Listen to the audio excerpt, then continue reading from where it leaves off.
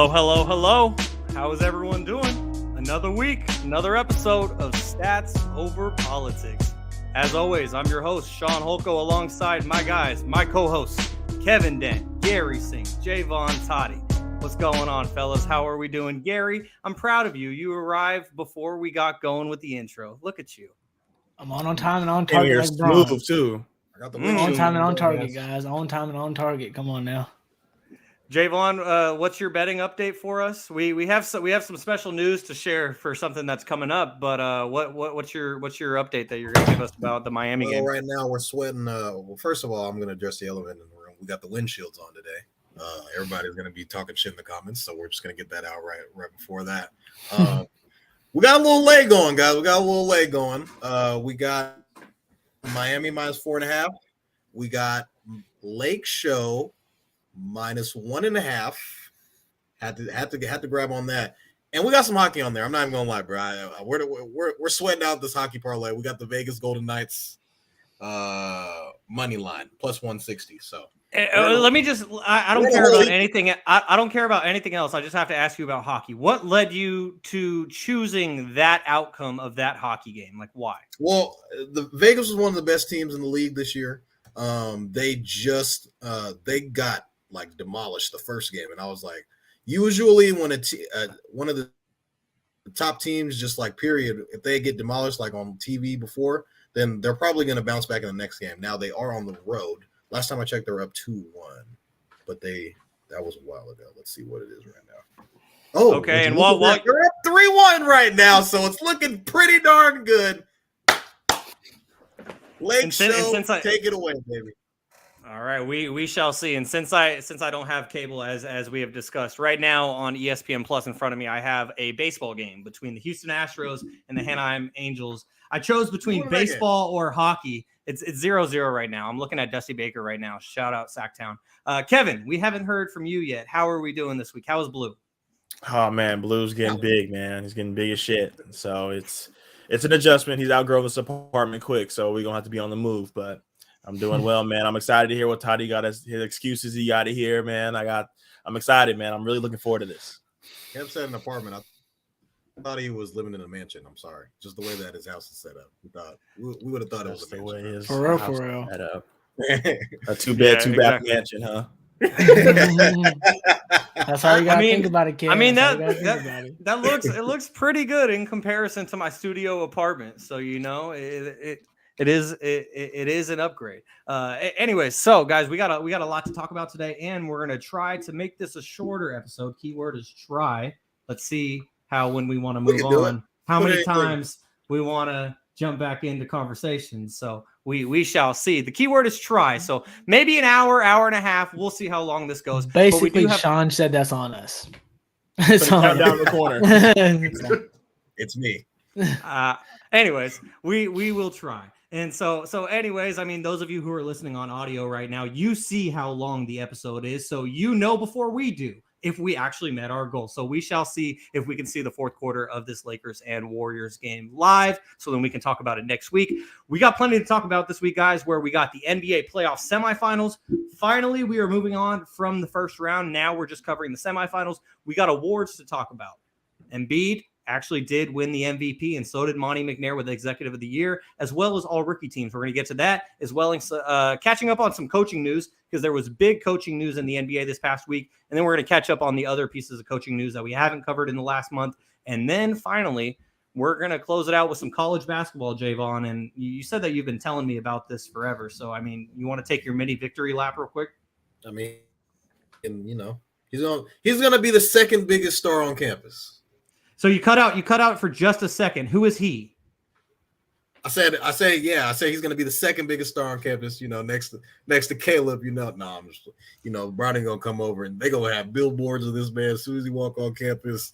Everywhere they go, they're going to know Bronny's on campus. So Caleb going to take that number 2 spot. It's all good, though.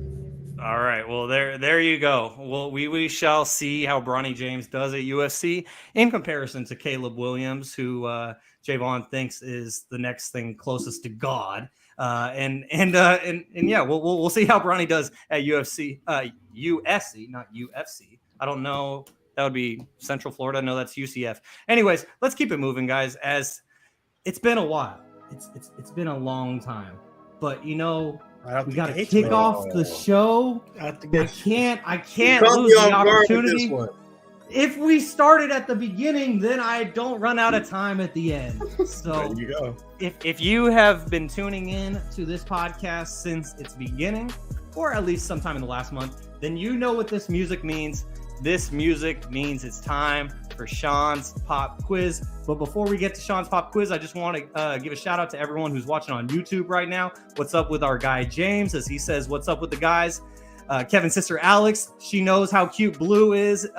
She should have used the blue hearts. That would have been better right there. And then Uncle Manny saying, have a great show, guys. We appreciate you, Uncle Manny, for always tuning in.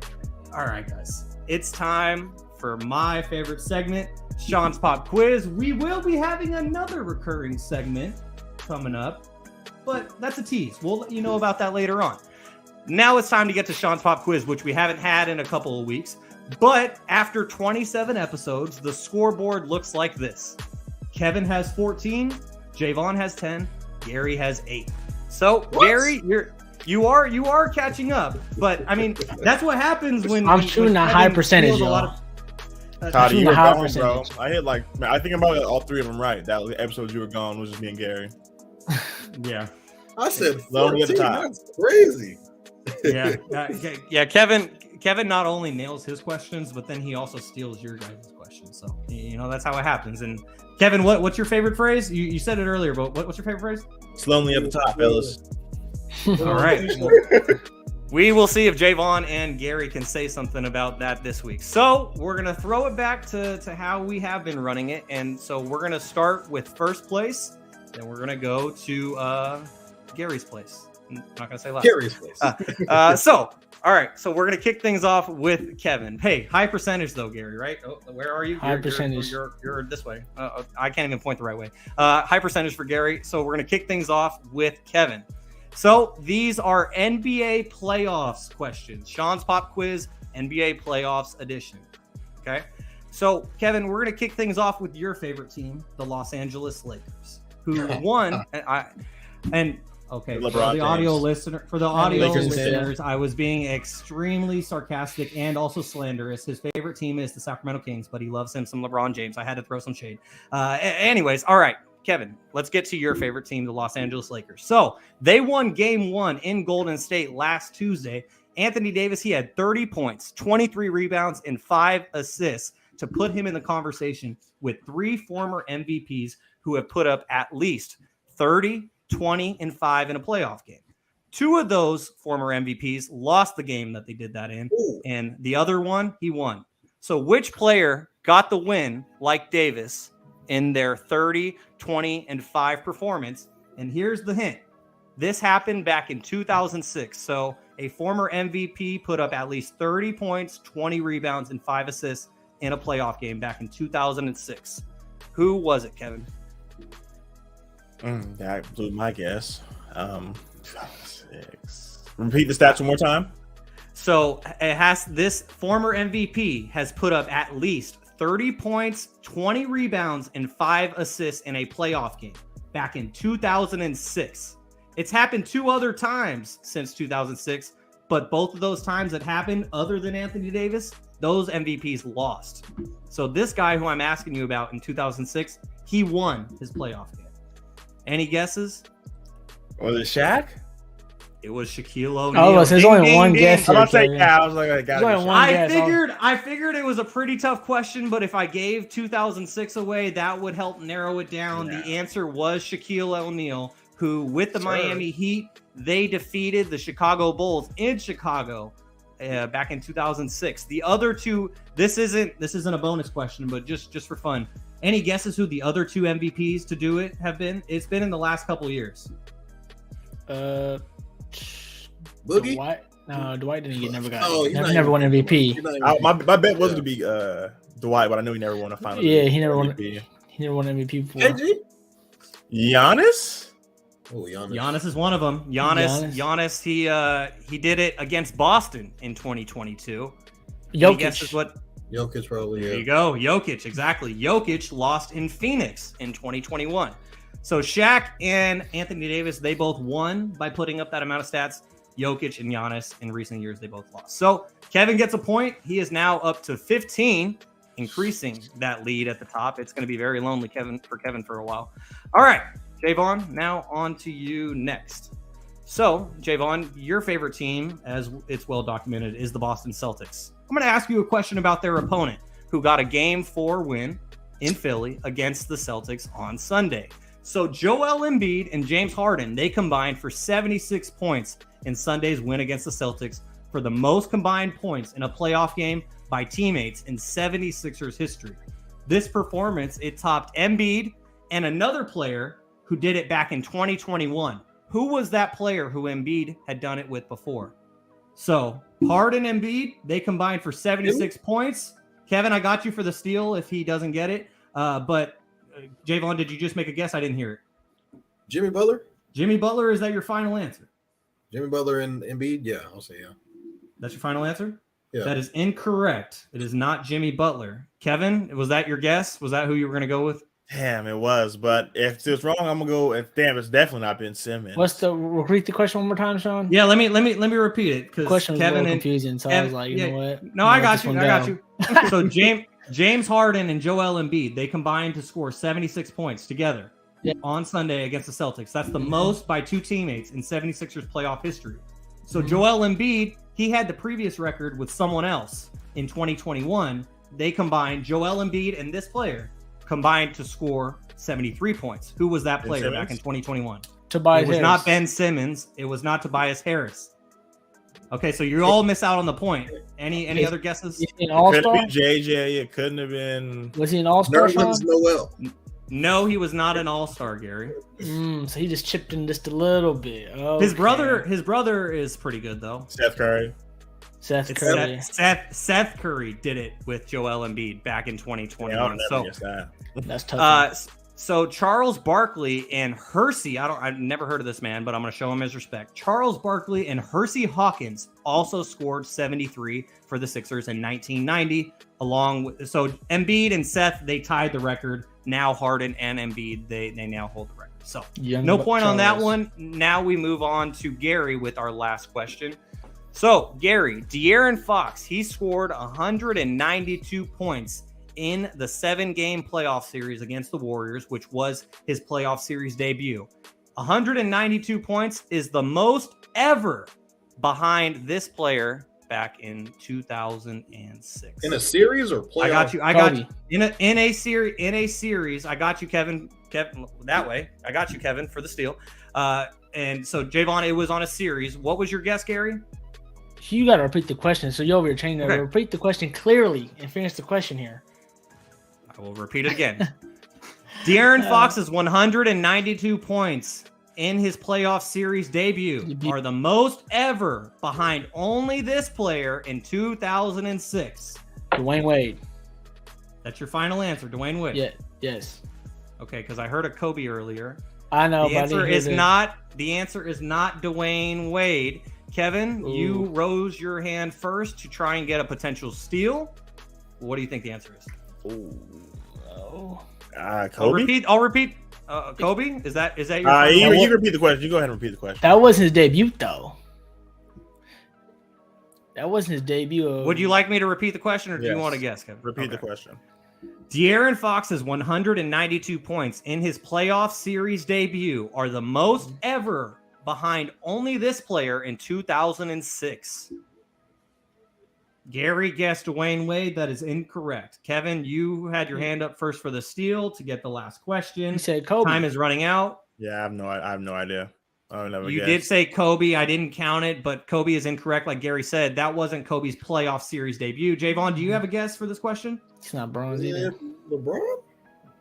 Is LeBron your final answer? Yeah. LeBron went to the playoffs before that. Right, 1 year before I thought. I need a final Help it answer. out, Gary. I don't Is that know. your final answer? I don't know.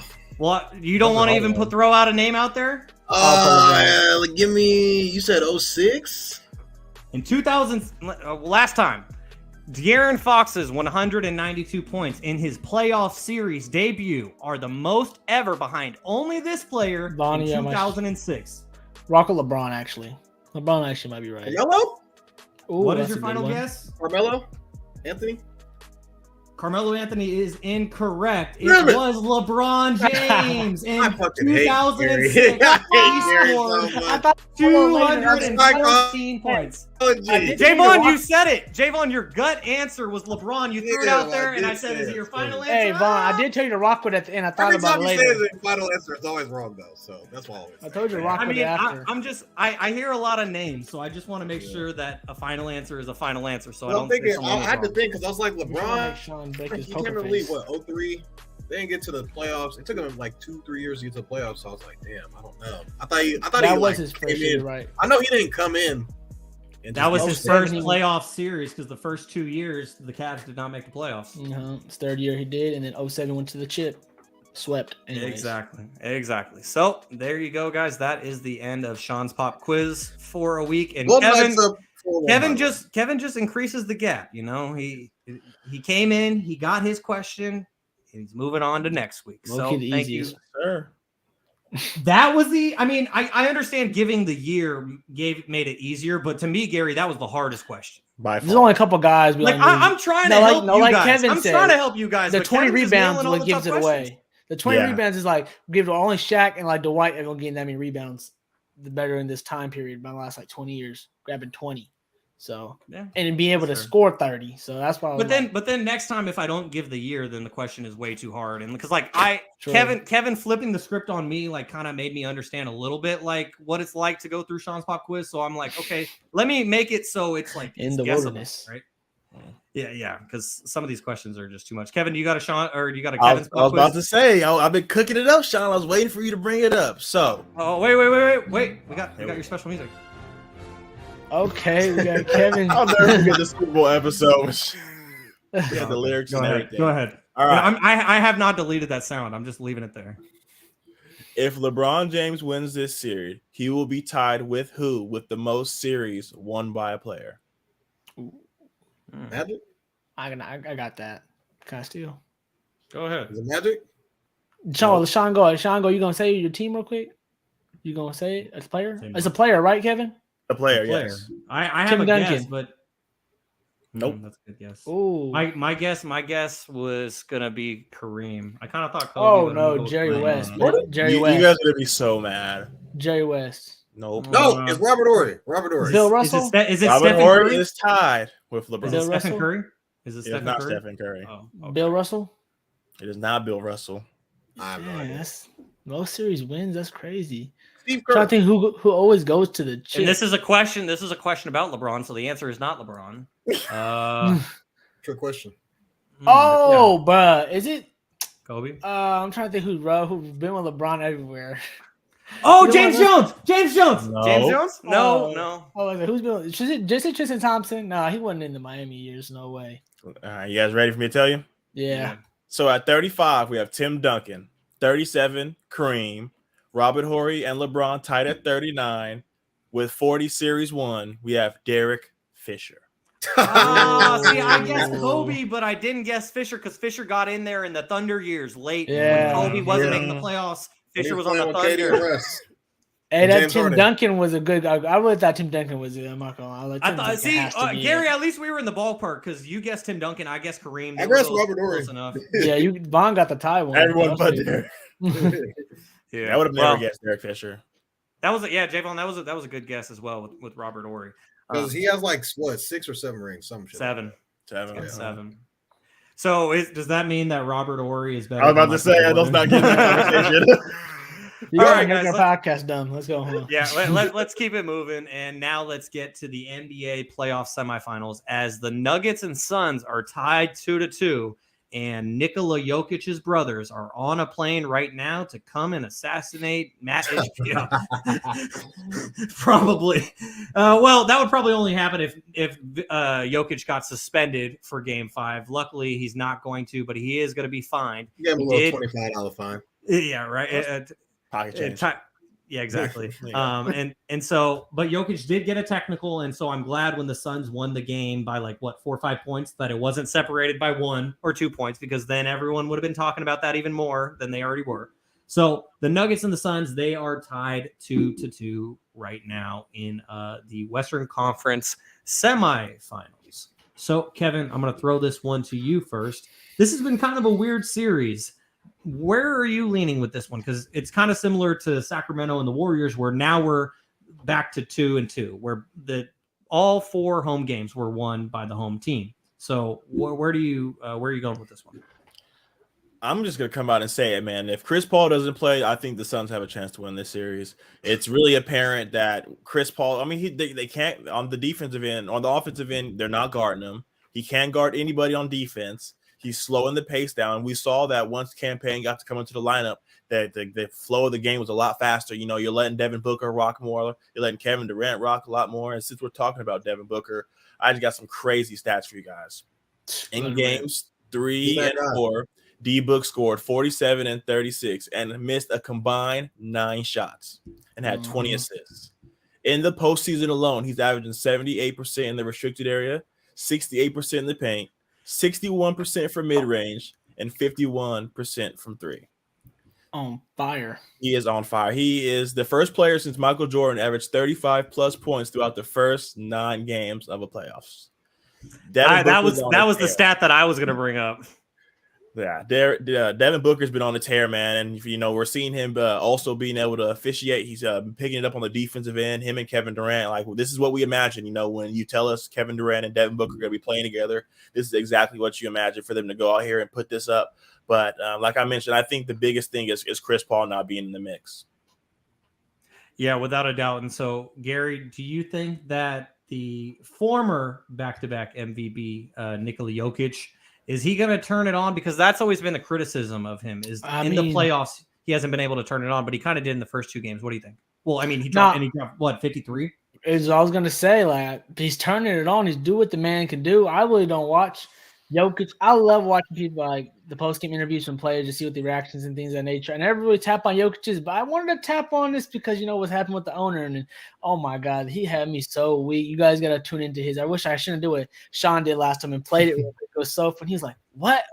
When he got asked a question, it was hilarious because you can just tell he's just being straight up honest with what he's thinking. He's really thinking out his questions and things of that nature. So, Shaun, I think he's doing what the MVP can. I kind of want to touch what Kevin said real quick on the fact that I wrote down here on my notes, like, bro, the stars are showing up, and it's crazy. I love to see it. The shot making from Durant to Booker to Murray to Jokic is just being unbelievable. They're playing a high efficiency, and it's coming down to the others, as we always know. And you know, and everyone was betting on the Denver being more deep, and I know I chose the Suns, and I was still having faith in it just because what we're seeing from Book and KD, where like if both guys can get 30 to 40, it's gonna be pretty tough to stop.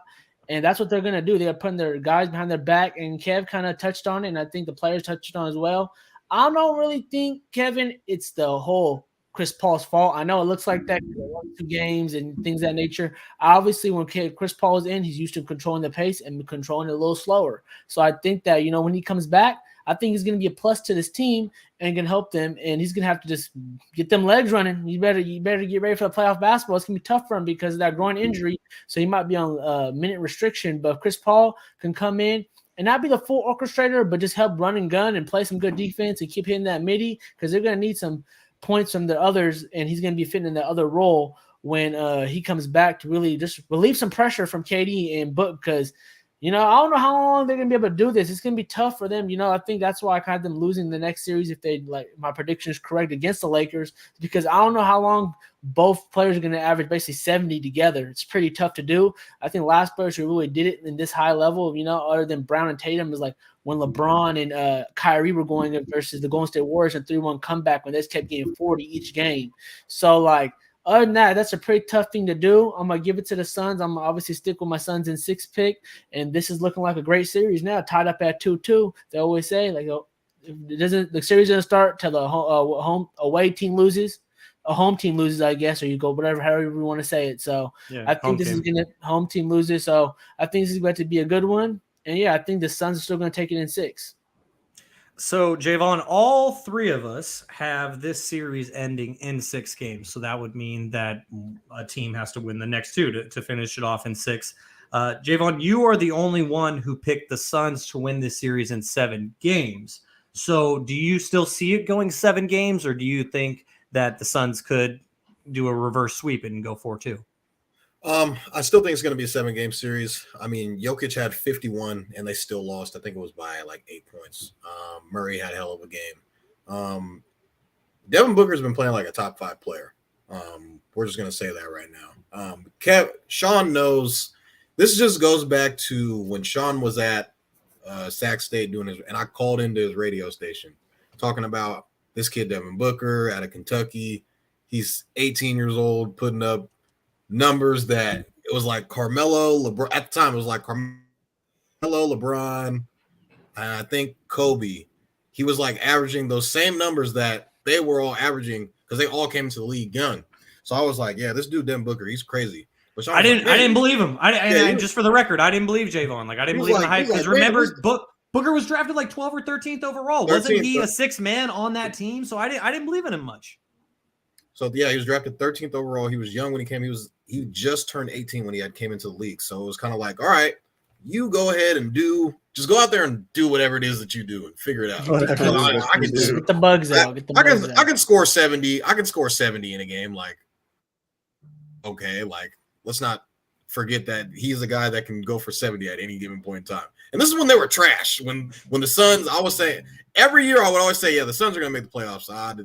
Not quite. They need another piece. Boom. All right. Boom. They lost. They get to the bubble, lose. All right, we get Chris Paul. Let's go to the finals now. So it's just kind of been, step by step. Now, there's been a lot of talks about, all right, is Devin Booker better than JT? They're kind of like neck and neck. I'm not even going to lie right now. This is coming from a Boston Celtics fan. This is a guy who's saying that's like, all right, I've been to the finals too. I've been to the finals. One guy's putting up numbers. The other one kind of disappeared a little bit, but played well to an extent. So I think it's kind of going to come down. I think it's Devin Booker's team, and KD's like, all right, I'm here, but this is your team. Like, I can still kind of go ahead and do whatever it is that you need me to do because I'm available to score 40. If you need me to score 40, I can do that for you. But this whole thing is kind of running through Devin. And if you the numbers Kevin already mentioned are insane. I think Devin Booker's shooting like 67% from the field. And it's just like efficient. Like he's taking 4 threes a game and hitting at least three threes a game. And it's like, yo, like this guy he's turning up for real. Like he's really like that. We saw that, Stephen A has already kind of, mentioned him as like the light-skinned Kobe and this, that, and the third. I don't want to go that far, but I mean, he has some traits. He has a lot of traits. Like I saw him pull up from like 30 feet and a double team was coming at him and he drained a 3 last night. So, we saw a DeAndre Ayton sighting. He was getting a lot of offensive rebounds early. Shamit hit. Yeah, he hit 5 threes. So that helps. I mean, that's just for everyone to know too. That's a player. That's not just Garry just uttering a weird. It almost sounded like you were cussing. Shamit. Like, damn it. Yeah, Shamit hit like 5 threes. I think he had 17 off of 5 threes last night. We saw Terrence Ross stepping up. You got TJ Warren. When you got guys like that, I think the bench scored at least like 40 points. Trusting their bench. The bench can give you, if that bench can consistently give you 40 points, and then you got Devin Booker scoring 40 and Kevin Durant scoring 40, it's going to be hard to beat them. I think just with this team, you're going to get Devin Booker scoring 35 plus, Kevin Durant giving you 30 plus. It's kind of just going to come down to who can knock down shots consistently. DeAndre Ayton needs to stop being the softest number 1 player ever in the history of the league and figure out he's one of the tallest players on the court and just be like, hey, let's get him a little bit more involved. Like he can still score the basketball. I just feel like he's a little too timid at times. So when you get, good games like that from him, Campaign kind of, being in the mix a little bit, pushing the pace a lot with Campaign, and then Devin Booker had 10 assists last night. So he's a guy that's kind of proven, even before Monty Williams was there at coach, he was kind of playing a lot of point guard. And then when Chris Paul came in, he kind of took that role away from him. But Devin Booker's a guy who can facilitate and get you 6+ assists a night. So this Suns team is scary. I do see it going 7 games still because this Denver team is scary. Is really great at home. And I mean, Jokic had 51 last night and they lost. That's not some like if you would have told me that Jokic has 51 and Jamal Murray has 30 plus, you'd be like, yeah, the Nuggets won by what, 10 points? Yeah. So for sure. And I just want to get to a couple of our YouTube comments real quick where our guy James, he says Nuggets Celtics finals. And then Alex wants to just bump that and reiterate that she also believes Nuggets and Celtics in the finals, I believe is what that meant. Is 3 arrows rather than 1. But Kevin, I think that's probably what you meant, right? Yeah. And so, Kevin, just to throw it back to you real quickly, I mean, the notepad doesn't lie. And Kevin, you were the one person who actually picked the Nuggets to win this series in 6 games. So are you still confident in that pick? Because I know that you said, or I think you did say earlier that you're kind of feeling the Suns a little bit more now, but are you still confident in that pick or are you kind of jumping ship? I got to stay on the shit, man. And, we saw that, all role players play better at home. It's what everyone says. You're comfortable. You sleep in your own bed. You get to eat at your restaurants. You're just comfortable being on the road and that altitude. There's a lot of things that go into that, besides just playing basketball. It's a whole different game out there. And I just think they're going to be able to figure out back at home, get to regroup. And, like I mentioned, the role players are going to play better. So now we're going to see a whole different game out of Bruce Brown and we have Brown, so we're going to see a lot better out of them, and then I think they're going to go into Phoenix and finish it. So I'm rocking with the shit. All right, I respect it. And so the next series that we're going to get to, I was the only person to pick the Philadelphia 76ers. Golden Knights up 5-1, by the way. The 3 of you picked you both, or all 3 of you picked the Celtics to win this series, and seems like James and Alex and many other people are choosing the Celtics, and understandably so. It'll be all right. However, the Celtics are currently tied with the 76ers 2-2. And this series was not the case where we had the home teams win each game. As we covered last week, 76ers, they stole game 1 in Boston without Joel Embiid. The MVP comes back. Celtics absolutely wreck them. Then the Celtics, they win in Philly, and then the Sixers win on Sunday in overtime. And I just want to say real quickly that I think that regardless of whatever you think of him as a player, what James Harden is doing for John Howe, the guy who was a shooting victim, like that was pretty cool. Yeah. Everything that he's doing for him, and respect to James Harden. And James Harden was also telling John after the game, like, you're our good luck charm. You're going to be back for game 6. So I kind of thought that was really cool. So props to James Harden before we actually get to the basketball of it all. But Jaevon, I'm going to throw it to you first because like we said, this is your team, the Celtics. You said we going to be all right. And just looking at the handy dandy notepad, you picked the Celtics to win this series in 6 games. So you did concede 2 games to the Sixers. Do you think that the Celtics are now going to win the next 2 straight? Yeah, man. You kind of just look at the series. They're kind of been death by Harden, if you think about it. I mean, he had the 45-point game in game 1. No one saw that coming. And, Chef Harden came back for the series and trying to figure out why has he come back for this series when he had all these other times he could have came back. But, just going back to game 3, the Sixers pretty much controlled the entire game. Harden was kind of the guy. PJ Tucker wasn't really hitting his corner threes that he was hitting in the previous game. Joel was doing Joel-like things, MVP-like things, so we're going to kind of X that out. Harden was just consistently getting to the basket, getting his guys involved. He was getting a lot of ISO opportunities and being able to get to the basket pretty easily. Getting to the free throw line as well. And we were just seeing vintage Harden again. And, when Harden and Embiid are cooking, it's kind of tough to start. Now, Jason Tatum, I think he had a scoreless first half. He scored 2 points in the first half. So, I mean, if he scores like 5 points in the first half, we win this game. So, I mean, but he was affecting the games in other ways. He was getting blocks. He was controlling the glass, I think. And he was getting his teammates involved.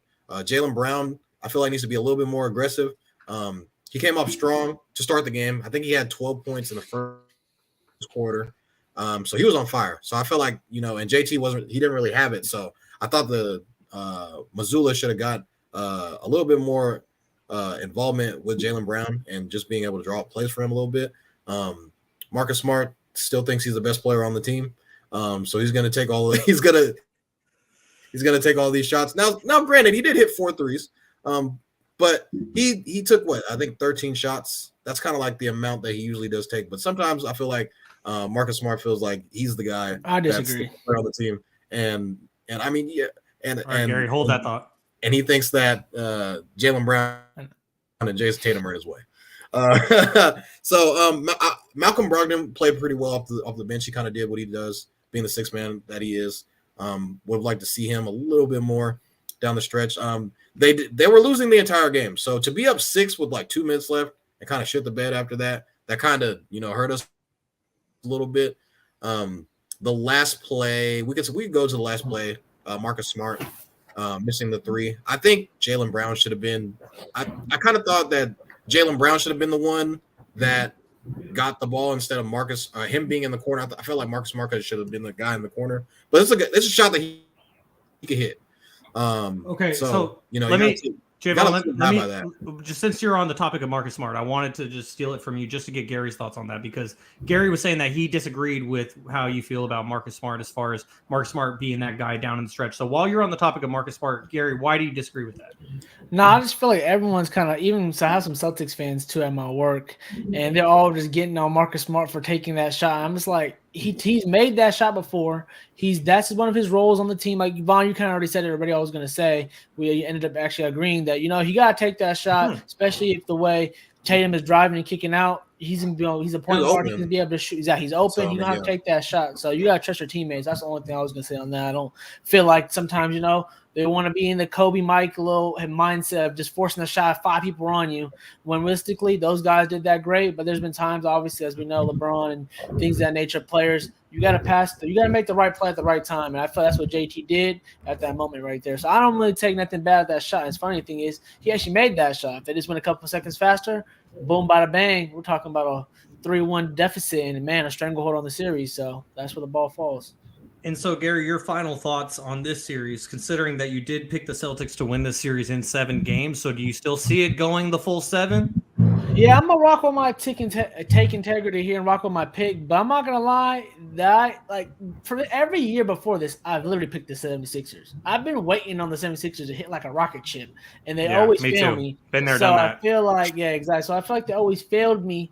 So I feel like, Vaughn, you're actually right. I was going to touch on this too, but I don't want to touch on it too much since you already gave him his credit, where James Harden, Fear the Beard, is just showing up and showing out and is doing his Dougie big time and proving that, he's just capable of doing anything he wants to do, especially when Joel Embiid right now is obviously, you could tell, injured and a little bit, not full strength. So you got to give him his credit. I just feel like, again, what I think PJ Tucker said this, when they're playing with intensity and they're playing with they're just being hitting on all cylinders, especially with intensity. When they're just playing with a purpose on every possession and not just taking random threes here and just, lackadaisical shots. Because when you play against this Celtics team, they're coached very well. They've been playing together for a long time. So they're not just kind of like the Miami Heat in a sense, like these teams that really don't take bad possessions, that don't take bad shots on either end of the floor. And defensively, they're not making too many mistakes.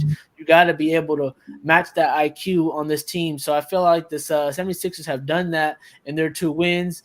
And realistically, again, it's going to come down to the others and who's going to show up on that given day. Because as we know, Celtics, I feel like a little more deep. That's why I picked the Celtics to win. I believe I think it's 6 or 7, if Shaun correct me. But I just feel like the 76ers got the momentum right now, Vaughn, and I would be a little bit nervous. But I'm going to still rock with the Celtics just because I feel like Brown's going to have a game he hasn't had yet. So I feel like he's due to a game. And, I think that Celtics noise is turning up on Tatum as well, where they want him to be more aggressive. So I think that they're going to be able to get one, and I still think Embiid got to go get one too. So I could see this still going. This one, if I said 6, I can't remember right now, but there's just going to go 7. Yep, it's going to be going 7. I think I'm gonna stick with the Celtics. I'm gonna stick with the Celtics in 7, just because it's going to be so tight, and I'm going to give the home team advantage. Okay, well, Gary, you were saying how you, for years, have been wrong on picking the 76ers. It's well documented how wrong I was in 2021 when they played the Atlanta Hawks and Jaevon took my money. But the one thing I will say is that you just picked the wrong year, because this is the year led by their first MVP since AI in 2001, right? This is the year it happens.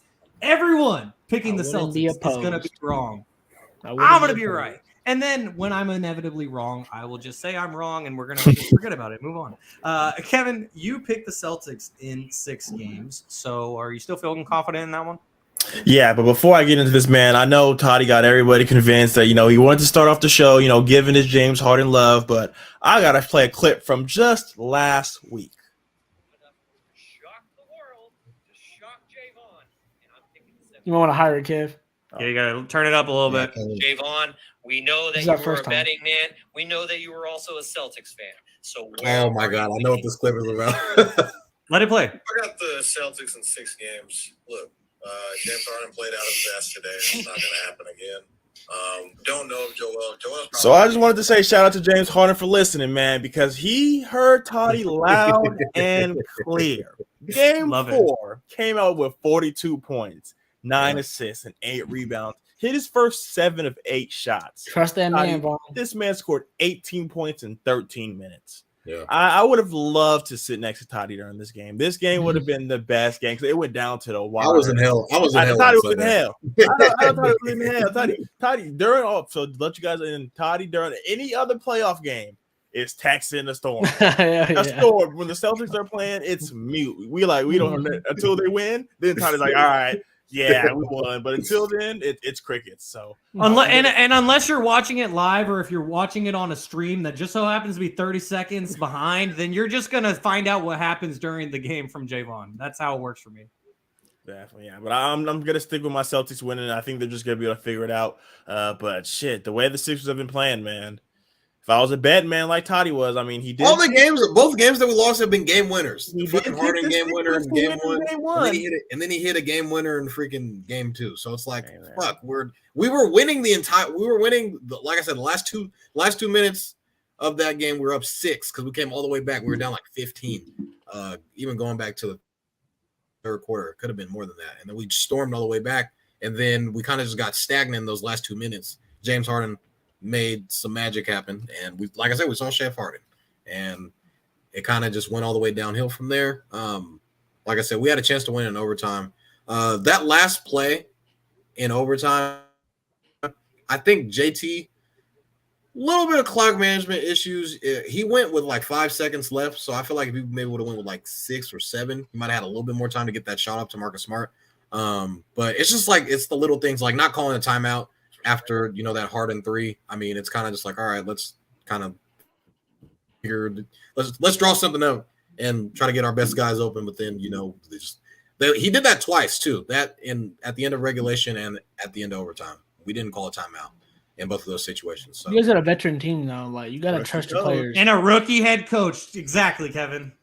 But you gotta trust your guys right there. I feel like to go get a bucket. That's why I feel like that the timeout situation. We can trust our guys by drawing up a play for them. That's how we trust our guys. I know, but again, we can go back to ISO. Again, that's also setting up the Sixers defense. I don't know. I'm always kind of rock with it if he's rocking with it. Rock what you're feeling on that moment. Y'all got the momentum. Rock with it. If not, then don't. That's why I feel about the timeouts.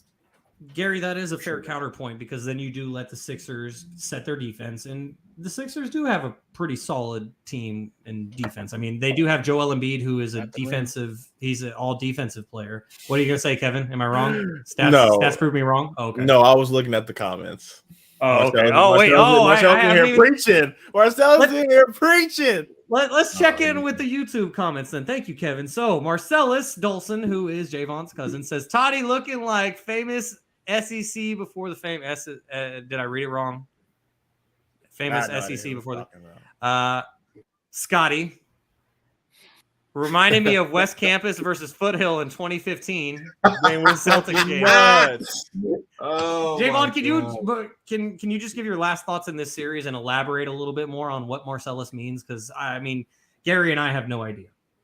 I don't really know what he's talking about, to be honest. But West Campus versus Foothill. Kevin, do you know what that is? That wasn't my school. Oh yeah, man. That was the Kevin in backpack special that night.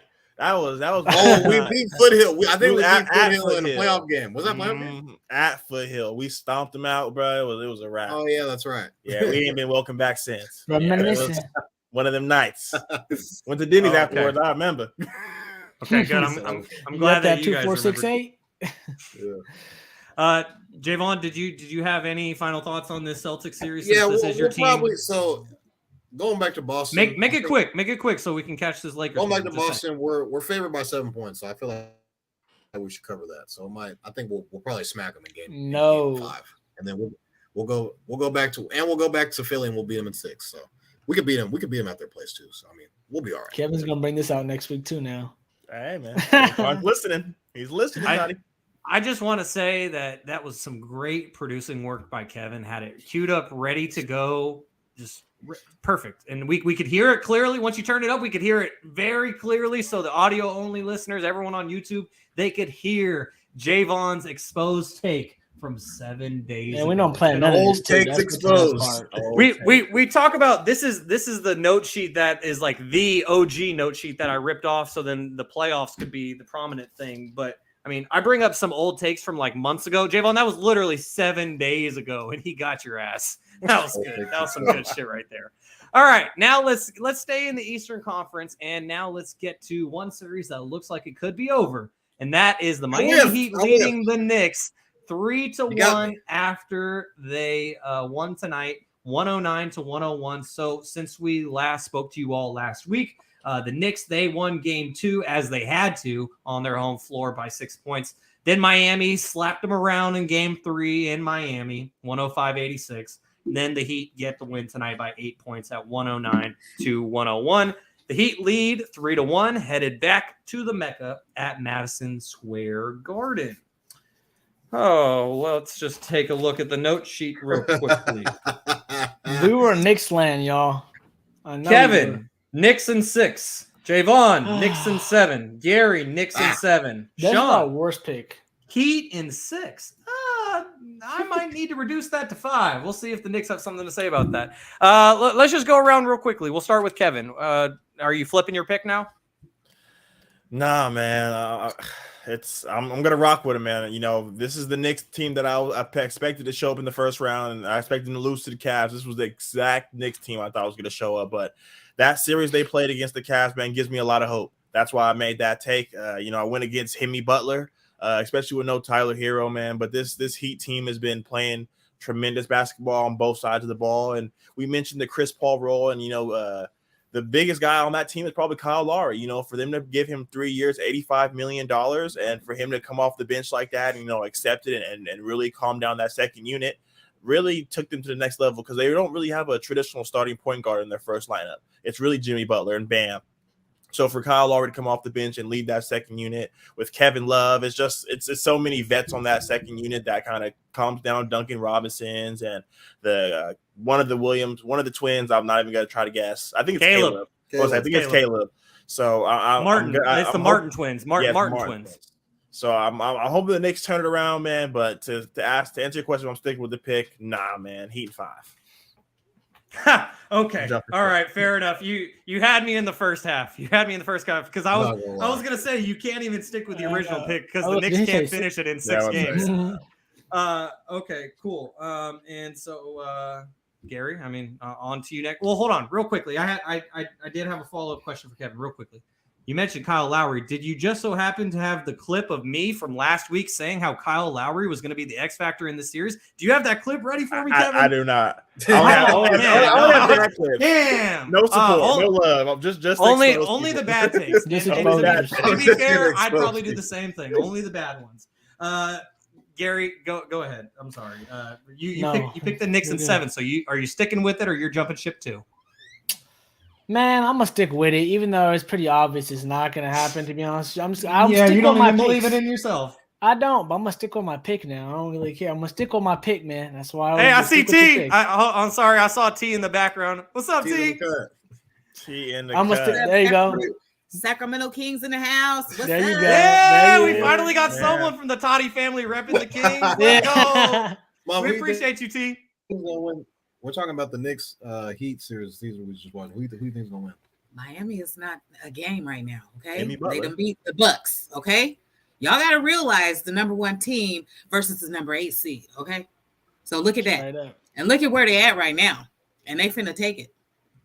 Preaching. Then they gonna have to face Boston, and I don't know how that's gonna look. Sixers, shit, man. Or the Sixers. I think Boston will get it, but it will be like a 6 or 7, definitely. All right. They looking all right.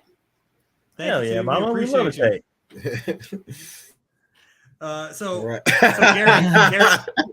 Garry, you don't even believe in your own take though. You said that you had Knicks in 7. I'm sorry I interrupted you, but we had to. No, it's good. Shout out to Mama coming in. I was just gonna say that it's Knicks in 7 for me still, but I'm just gonna point out why the reason this is why I was nervous for my pick, y'all. I said it. This was my nervousest pick. It was the toughest pick for me to pick, and I fell in love with the Knicks just like Kev said, just because of what they did to the Cavs. And Damn. the Heat, and I just keep remembering what the Heat did all year. And you know what? It's just a flip of the switch. And I wrote down here, I bet on talent to win the series. And I feel like the Knicks still have more talent. But, man, the Miami Heat with Eric Spoelstra are just so disciplined. Again, I'm going back to the fact that you could tell when high-level teams are just playing at a higher level. In terms of basketball IQ, every possession you watch today, there's no bad possession that the Heat are taking. There's no bad three they're taking. They're not rushing anything like Sean's mentioned. You got Kyle Lowry, Jimmy Butler. You got everyone in the building right now just hitting on all cylinders and taking the right shots and defense, just playing on a string and making it tough for Jalen Brunson and just Randall to get whatever they want. So I just, I love how the Heat are playing. You got to give it up to them. They're showing what they show every year in the playoffs, is that they just know how to play together and they're well coached. And if you're not hitting, you're not doing the small things like turnovers like the Knicks are doing, and you're not offensive rebounds, those are losing qualities in the playoffs. So, you know what? Obviously, the Heat are playing well. And the only thing I can believe in, Shaun, at this point, and obviously it doesn't sound like I believe my pick too much. The only thing I do believe in is Jalen Brunson and the talent of this Knicks team. They're going to go back to New York now, and it's going to be pretty tough to beat them in 5 and beat them in that place right there. So if they can get that, they could try to come back in Miami and try to steal one. And then it's toss-up or nothing in Game 7. And Madison Square Garden, baby. That's going to be a show right there. So I still believe in them. If anyone could do it, it's Jalen Brunson, who's, I think we mentioned at some point, scored the most points, I think, this since December in the regular season. I don't know if obviously that stat is still alive, but that man's one of him. And, again, I feel like they got enough. They got more weapons, man. They got to stop beating themselves.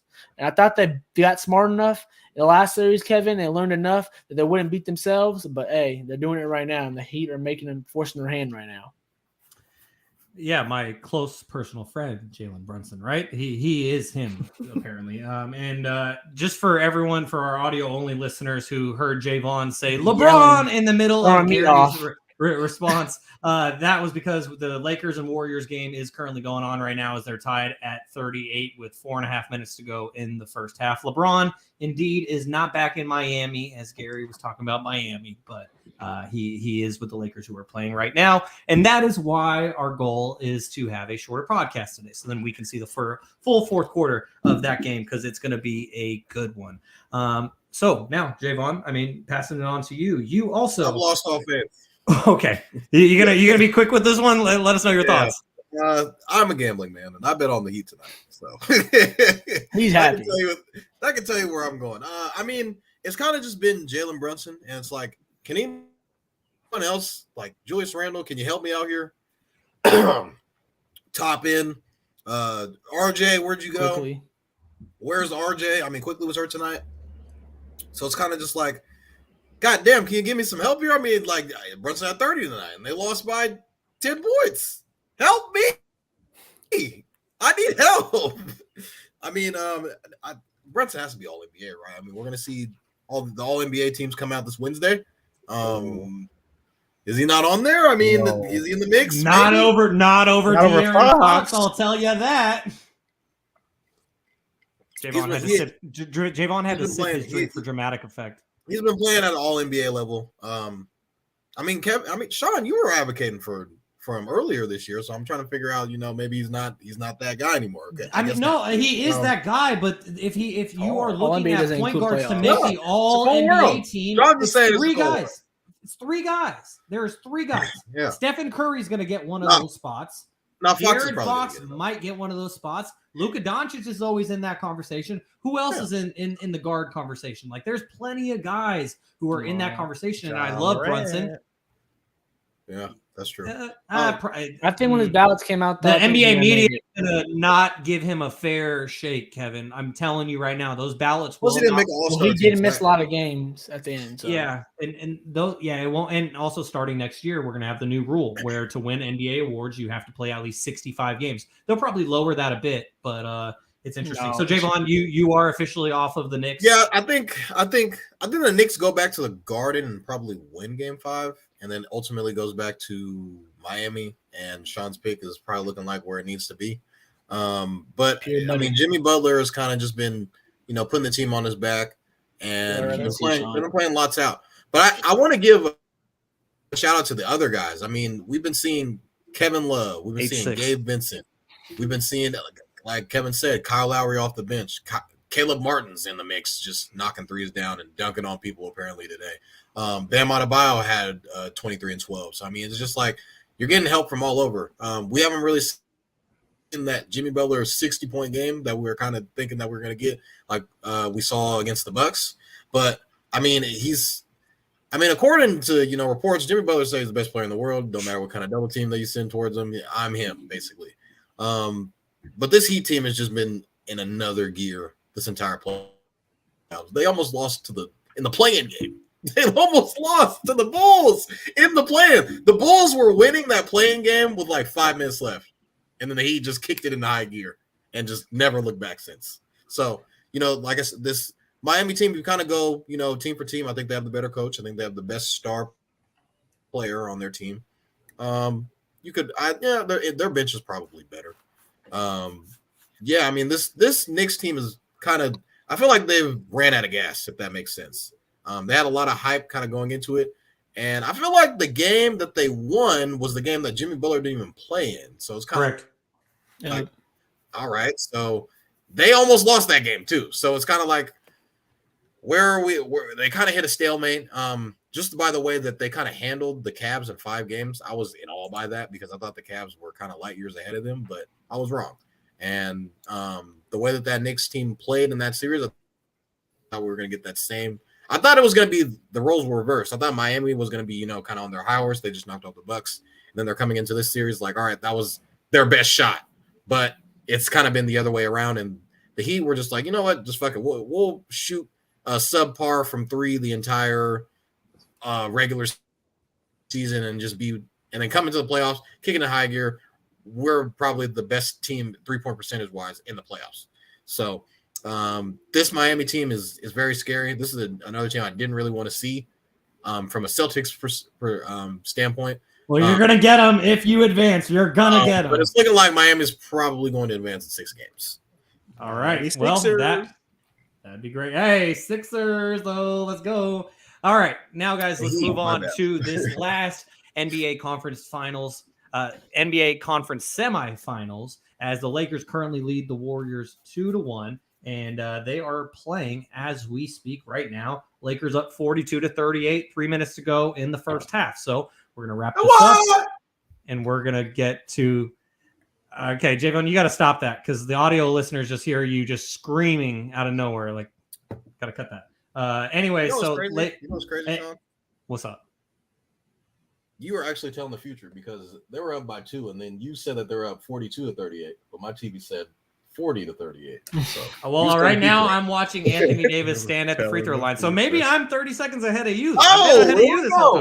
Well, to be fair, I'm watching it. I got it on my tablet to the right of me, and I did download the TNT app for my tablet. So maybe that's I don't know. Okay, anyways, the Lakers currently lead the Warriors 2-1. They're playing right now. And Jaevon, we're gonna stick with you first on this one. I was definitely wrong on that one too. Whiffed.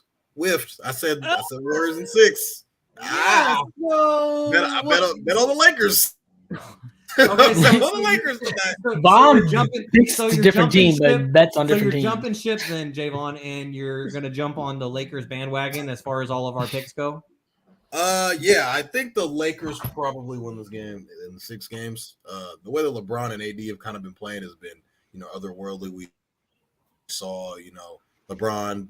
LeBron hasn't been playing like, I gotta score 40 to win. Like, this is not the LeBron that we saw in Cleveland, Miami, even he did in the first half of game 2, but then the Warriors just turned it on at the end of that first half and they kind of ran away with it. But LeBron had like 23 in that first half. He finished with 27. So he had his moments, but I'm sorry to interrupt you, but that was also in one of the Anthony Davis dip games where odd number games, he does great. Even number games, he doesn't. I don't know what his stats are right now in game 4, but he's been kind of You get those streaky. stats from me, big brother. Big brother. Yeah. We got you, man. We already got it up here, man. Don't worry about it. Oh, look at that. The Lake, or not, I'm sorry. The He got LeBron 15 points fans, already. they got it ready. He already got Oh 15. shit, we got 15 points. Who does? AD. LeBron. He Oh, broke Oh, the streak. AD got it. Okay, good shit, AD. Look at you. And Steph He has wants to 9 cut points, that 7 little thing. rebounds. Damn. Yeah, but Steph- I mean, That just- Mitch, Sean. Just going back to it, I think just the way that the Lakers have been playing, them stealing a game in Golden State kind of like changed the shift of it. And the Lakers are undefeated at home in the playoffs. So just them being able to defend home court is being a plus for them. And them stealing a game in Golden State is like, all right, hey, we know we're going to win 2 games at home, but we can still win these games. That's just an extra game for us. So I think the Lakers probably win in 6 games. So that means that they would win 3 games in a row. So yeah, I got the Lakers in 6, advancing to the conference finals, first time since the bubble. And we remember the last time what happened when they went to the bubble. They won the whole thing. So LeBron. Yeah, and now here are our 2 panelists who are going to say I told you so because it's looking good for the Lakers right now. Who wants to go first, Gary or Kevin? Who let wants him to go? get it, Gary. Let him get it. Go ahead, Gary. Man, appreciate you, kid. All right. Well, there's nothing else to say. Realistically, last time we were here, this is the last game. Warriors whooped them. Now the Lakers gave them back the whoop ass, whatever, how you ever want to say it. The But whoopity. the whoopity, the whatever. Basically, this series right here is going to come down to, guys, is who's going to force to play whose game. Are the Warriors going to be able to control the pace and push the ball and get the Lakers tired and have them switching a lot more than they want to and having the three-point shooters more free and more spacious and more open? Or the Lakers are going to be able to slow down the pace just a little bit, ground and pound inside, and spread out to 3. So far, it's been going 2-1, as we know, and it's been a blowout and a blowout in the last 2 games. Obviously, game 1 was pretty close. That's usually the fill-out game. And it's kind of weird, Vaughn kind of stepped in it. Kev brings out the yellow. I'm already wearing yellow, and I hate to say it. Exactly. It's a LeBron jersey, guys. It's LeBron. We hate the Lakers. As soon as LeBron leaves the Lakers, it's F the Lakers. But right now, it's going with LeBron. And it's so, hey, I always say, Kevin, LeBron gave more happiness than the Kings ever did. It's Hey, just man, the truth. I'm right there with you, Gary. And I like how Sean hops out the chat just on purpose because he probably doesn't want to see that jersey. But I just go back to my point. I'm physically sick, Gary. Before I let you go, Kev, real quick, I just want to touch upon. It's kind of crazy how we're seeing like LeBron really kind of play like, I guess, like Vaughn kind of mentioned, a layback way, which is really cool. That is basically showing that he can fit in any system right now, and is really let AD take over and letting Reeves bring the ball up and bring. Yeah, I don't know what Kevin. Sean's doing. Oh, I'm recording both of you. Say hello to Instagram. These guys call themselves Kings fans, and look at them. We in are yellow Kings and purple. fans. Bron We're is all six, baby. LeBron's fans. We're all LeBron fans now. Again, he gave me the only happiness that the Kings ever did. Make sure you get that on the IG, little reel. Anyways. Right now, and also no one can hear you on the phone because you're coming through the headphones. True. Go ahead. Anyway, Finish your I just thought. want I'm to finish sorry. my I'm sorry point for with- distracting you. No, Please you're all finish. good. I'm You sorry. guys always distracting me when it's my turn, man. It's all good. Trying to stay focused. Anyways, back to what I was just saying real quick that Steph Curry, man, he's really been showing that, going back to his point guard skills, really been, been the point of attack and really been controlling the pace, which has been different to see especially when you see LeBron James usually controlling, like Vaughn mentioned, those Cavs years and those Heat years where, he really controlled the pace and things. So it's really been unique to see. But I just like how the Lakers are just playing all together, and you know what? They just no matter what they do, if they're making shots or hitting shots, Kev, if they're D'ing up like how we've been betting on them D'ing up, just like they D'd up in the bubble year, Vaughn. Same thing this year. If they D up and they make their land known, I think they're going to be able to have a little bit, I guess a little bit inconsistent off nights from AD and be able to still win. And I feel like as long as LeBron and AD show up in some type of way, and on the defensive end and offensive end, I feel like they're going to be able to pull the series out. So they're doing that right now, I guess. Down by 2, but I don't know. Then again, it might be a couple seconds behind. Yeah, even D'Lo showed up last game. So. Yeah, they're Didn't down by. mention it. Go ahead, Kev. Get on D-Lo. Yeah, go ahead, Kev. Hey man, this is what Gary and I expected. When we talked about this weeks ago, who our finals predictions. LeBron. I'm never gonna bet against LeBron James. I don't care how old he is. I don't care what team he plays for. I am never betting against LeBron James. LeBron James is coming in and doing what he's gonna do, and like Toddy mentioned, it's not the LeBron James we've seen of old, but he's getting the job done. That's all that matters. He's definitely about winning. And to see Anthony Davis, finally break that streak, Shaun mentioned that every other game, he'll go for 35, then he'll go for 12. For him to have 20 points at halftime right now is showing that he's trying to put it into that. And the Lakers know that this is an important game. This is essentially a must win for them because if they're able to get this one, Golden State can win back at home and they can win in 6. So this is definitely the Lakers that we expected to see. And I'm going to hit on something that a lot of people aren't talking about. Jordan Poole is essentially on the decline. He got his money and he's not playing as well as he was. On the championship run, he was averaging 17 points, shooting 50% from the field. He was hitting 3 threes a game and shooting 49% from 3. And this year in the playoffs, he's averaging 11 points. He's shooting 35% from the 3, 1.5 made 3-point game. He's shooting 28% from 3. So that's a big thing for them. Klay Thompson's coming back and doing his thing, but I just don't think, the Warriors have the size to really match with the Warriors, especially if we're going to get Anthony Davis to show up on a night-to-night basis. Just on the Jordan Poole thing real quick, Shaun, I just feel like it's tough, Kev, for him to get his minutes in this series because who is he going to D up again? Jordan Poole, I just feel like this is a bad – I don't know, man. I just feel Bad like two teams to go up against. Bad matchup for him to go against. I feel like the Kings series, he can have more guards to play. That's the only tough thing about Jordan Poole. He's a great, great talent. Can make shots left and right if you give him enough time. You don't give him enough shots up there. I just feel like it's just when you have Curry in him on the floor, it's just tough taking the defense away. I think that's really what the coaches and Kerr is saying too. It's tough though because you want that man on the floor because he can get buckets. Yeah, you do want him on the board, on the floor because he can get buckets, but if he's not doing it's kind of like Duncan Robinson, where Duncan Robinson, his scenario was more so he got pulled from the lineup just in favor of someone else, but Jordan Poole is still playing and he's just not producing. And Moses Moody has had to come off of the bench and start producing in that spot that they expected the points from Jordan Poole. And Jordan Poole has been kind of like Anthony Davis, where he's been kind of inconsistent. Like he has had his 20-point games, like 6 threes in a game. Him, Steph, and Klay, they were like the first teammates to make like 8 threes each in a playoff game ever in game 1 or 2. Was it? 1. I think it was game 1 when the Lakers had like 30 more free throws attempts. He shot the deep 3 for the win. Exactly. And exactly. And that one was like a 40-footer from the left side. A lot of people were criticizing him. I mean, what do you guys think of that? Because this is the only series that didn't start when we were recording last week. And so game 1 did happen since we last spoke to you all. And so let's just go around real quickly and finish off with this series. And the question is did Jordan Poole take a good shot? Because we were talking about Marcus Smart earlier. Like, should Marcus Smart be that guy? Should he have taken that shot? Same scenario for Jordan Poole. So let's throw it to you first, Jaevon. Do you think he should have took that shot? Why or not? I'm not mad at it. He hit in the finals last year, so I mean, shit.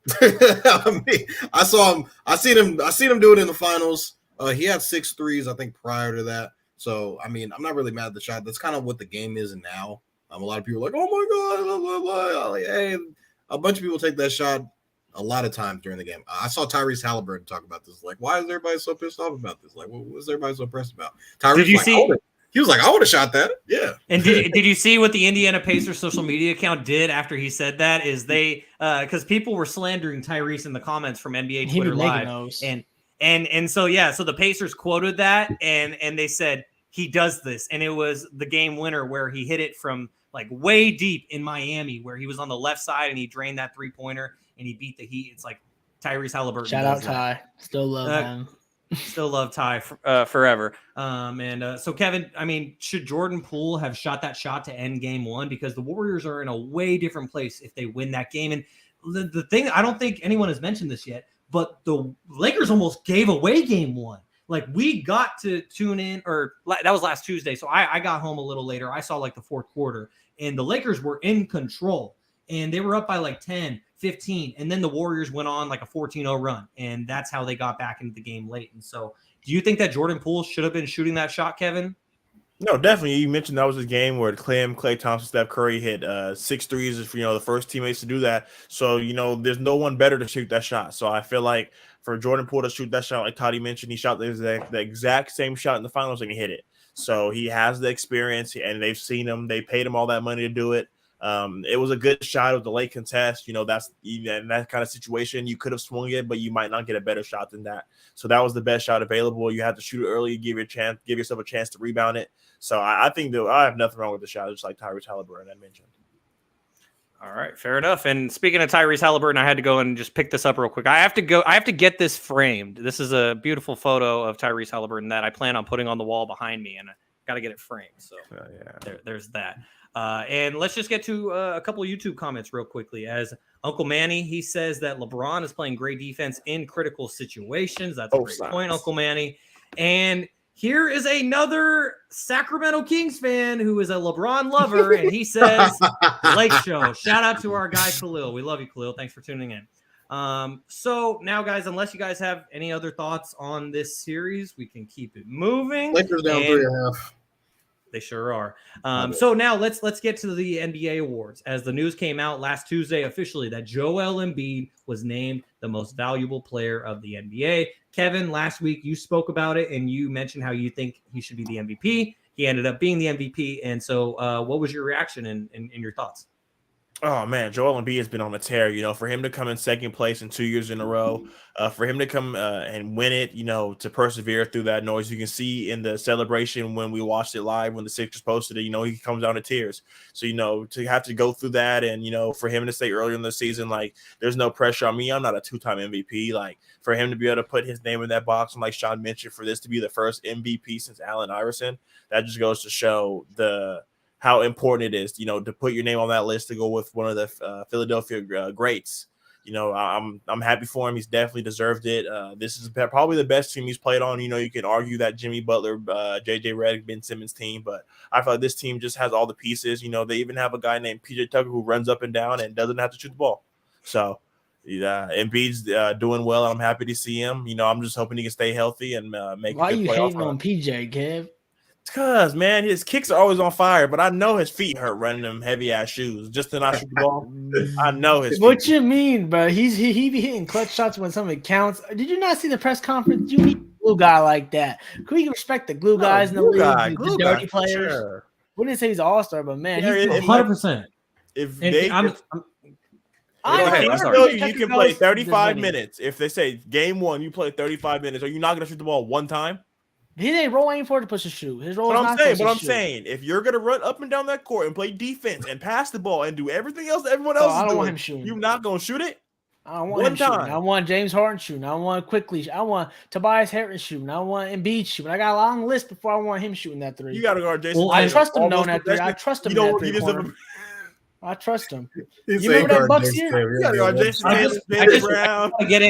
want to get in here just to follow up on what Gary was saying, because he was mentioning how PJ Tucker is that glue guy. Kevin, did you see that clip of when I think it was the press conference that Gary was alluding to, where James Harden and PJ Tucker was saying Joel Embiid, he wasn't being himself. He wasn't being that MVP Joel Embiid out there. I was looking in his eyes. He didn't have it, because I used to play against him and he used to absolutely torch me. When he has that turned on, he is that MVP, but he wasn't playing that way. And PJ Tucker is the one who, whatever he said, he was the one that motivated Joel Embiid. And then even in game one, PJ Tucker was that guy who was cussing at James Harden in the huddle in game one when James Harden won them the game. So I really agree with buckets. That's it. I agree with Gary though, that players like that are key to winning a championship. And wasn't PJ Tucker on that Bucks team? He is a vital piece. If our Kings had one guy like that, we might have, got over the hump versus the experience. But anyways, Kev, finish your point. Sorry, man, I'll cut you off, brother. No, you're all good. I'll finish with my point.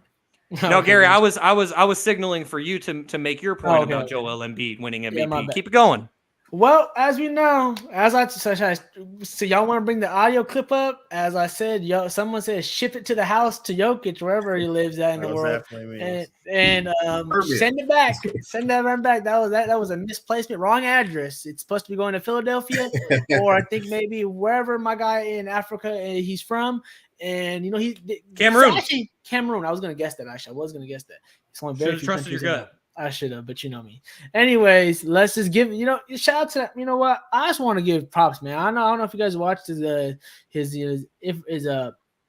he got inducted or not inducted. He got the award in Philadelphia, in the last game in front of all the fans. Obviously the party got spoiled by the Celtics, but Man, just seeing his kid, his family just there, just cool. Him shouting out, I forgot which player it was who brought him here, but just, him just starting playing basketball when he was 16, I believe.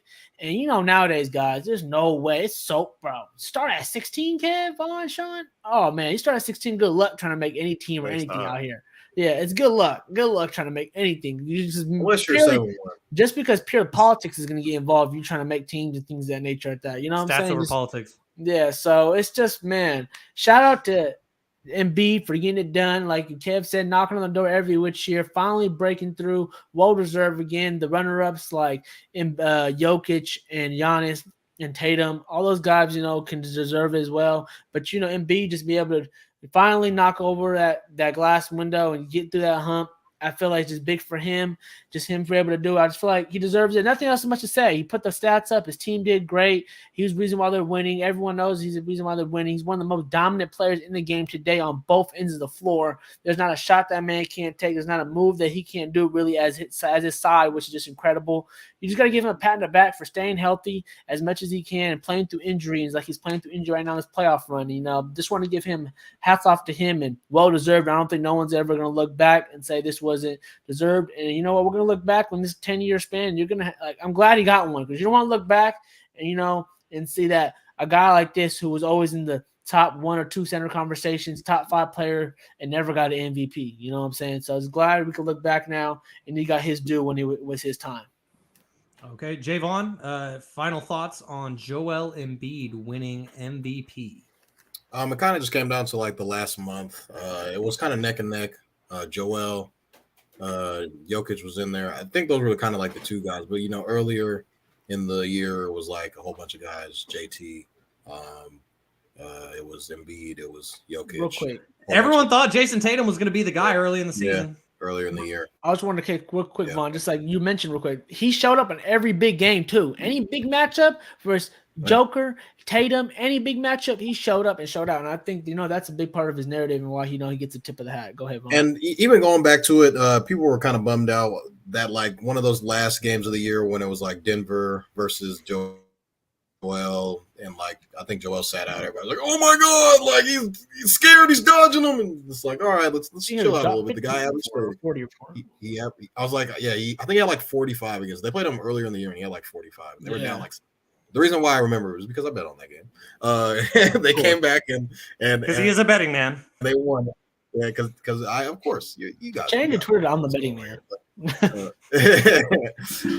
But I mean, he's always just been kind of in that like top 5 range, and just coming in second. Those 2 years when Jokic came in, it was kind of about time.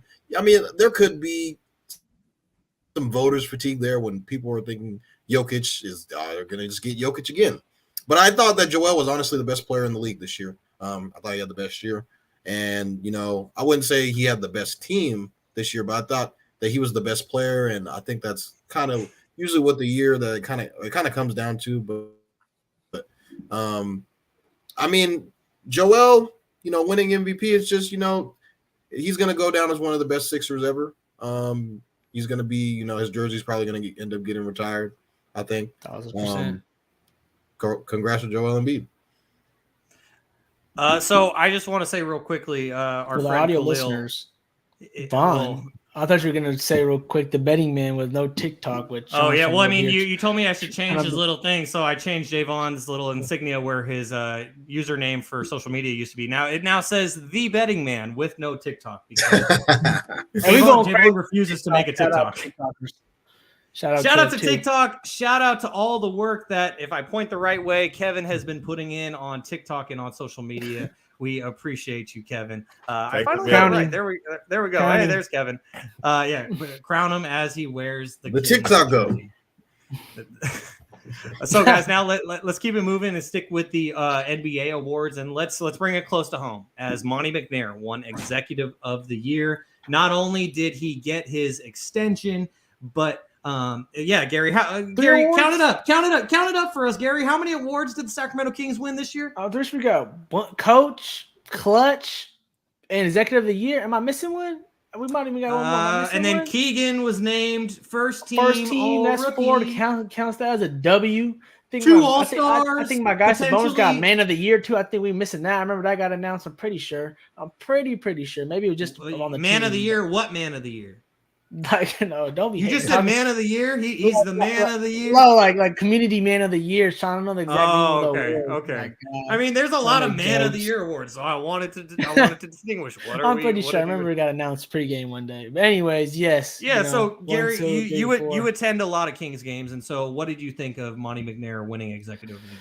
Like I said right here, man, the man made big moves and big gambles that a lot of people were scratching their head at. And you know what? All you could do is give credit to him and his whole staff that, you know what, all the gambles paid off and they had a vision.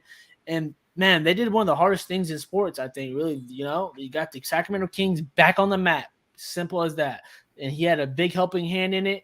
Obviously we go down the list from Mike Brown to De'Aaron Fox to Sabonis, all the way up to Vivek Ranadive, hiring these people and putting them in position. So again, this is another credit to the Kings organization that they get credit for the great year we had. Again, I said this is a year we should enjoy because we don't know how many joyful years we're gonna have, as we know as Kings fans. If you don't know, we might even get far one day and we might be heartbroken. So I would just say shout out to Monte McNair and his whole staff for helping him out.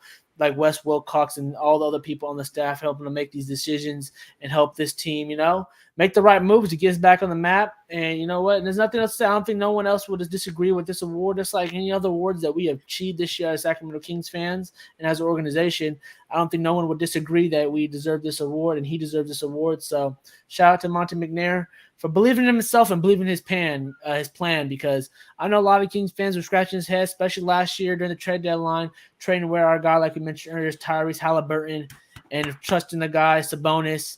And you know what? It worked out for the better for us and both sides. I feel you really could look, like we said, 50-50 looking back. It worked out for both sides, and just glad that he trusted himself and that he had a vision for this team and he got us to where we wanted to get to finally, which is a playoff. So shout out to him. Ain't nothing wrong to say. Again, crown him.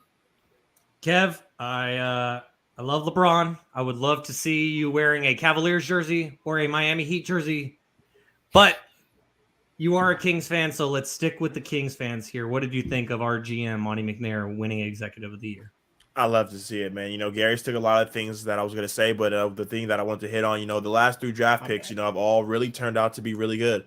So, to see how Monte McNair has come in and, really helped change the culture. And, we've gone through a lot as Kings fans. So for him to come in here and give us some stability and, give us a coach, and for them to both, be pinned to the same date and, they both win an award, so it's just a lot going on in Sacramento that are great things right now. And I'm excited to be a Kings fan, looking forward to the future.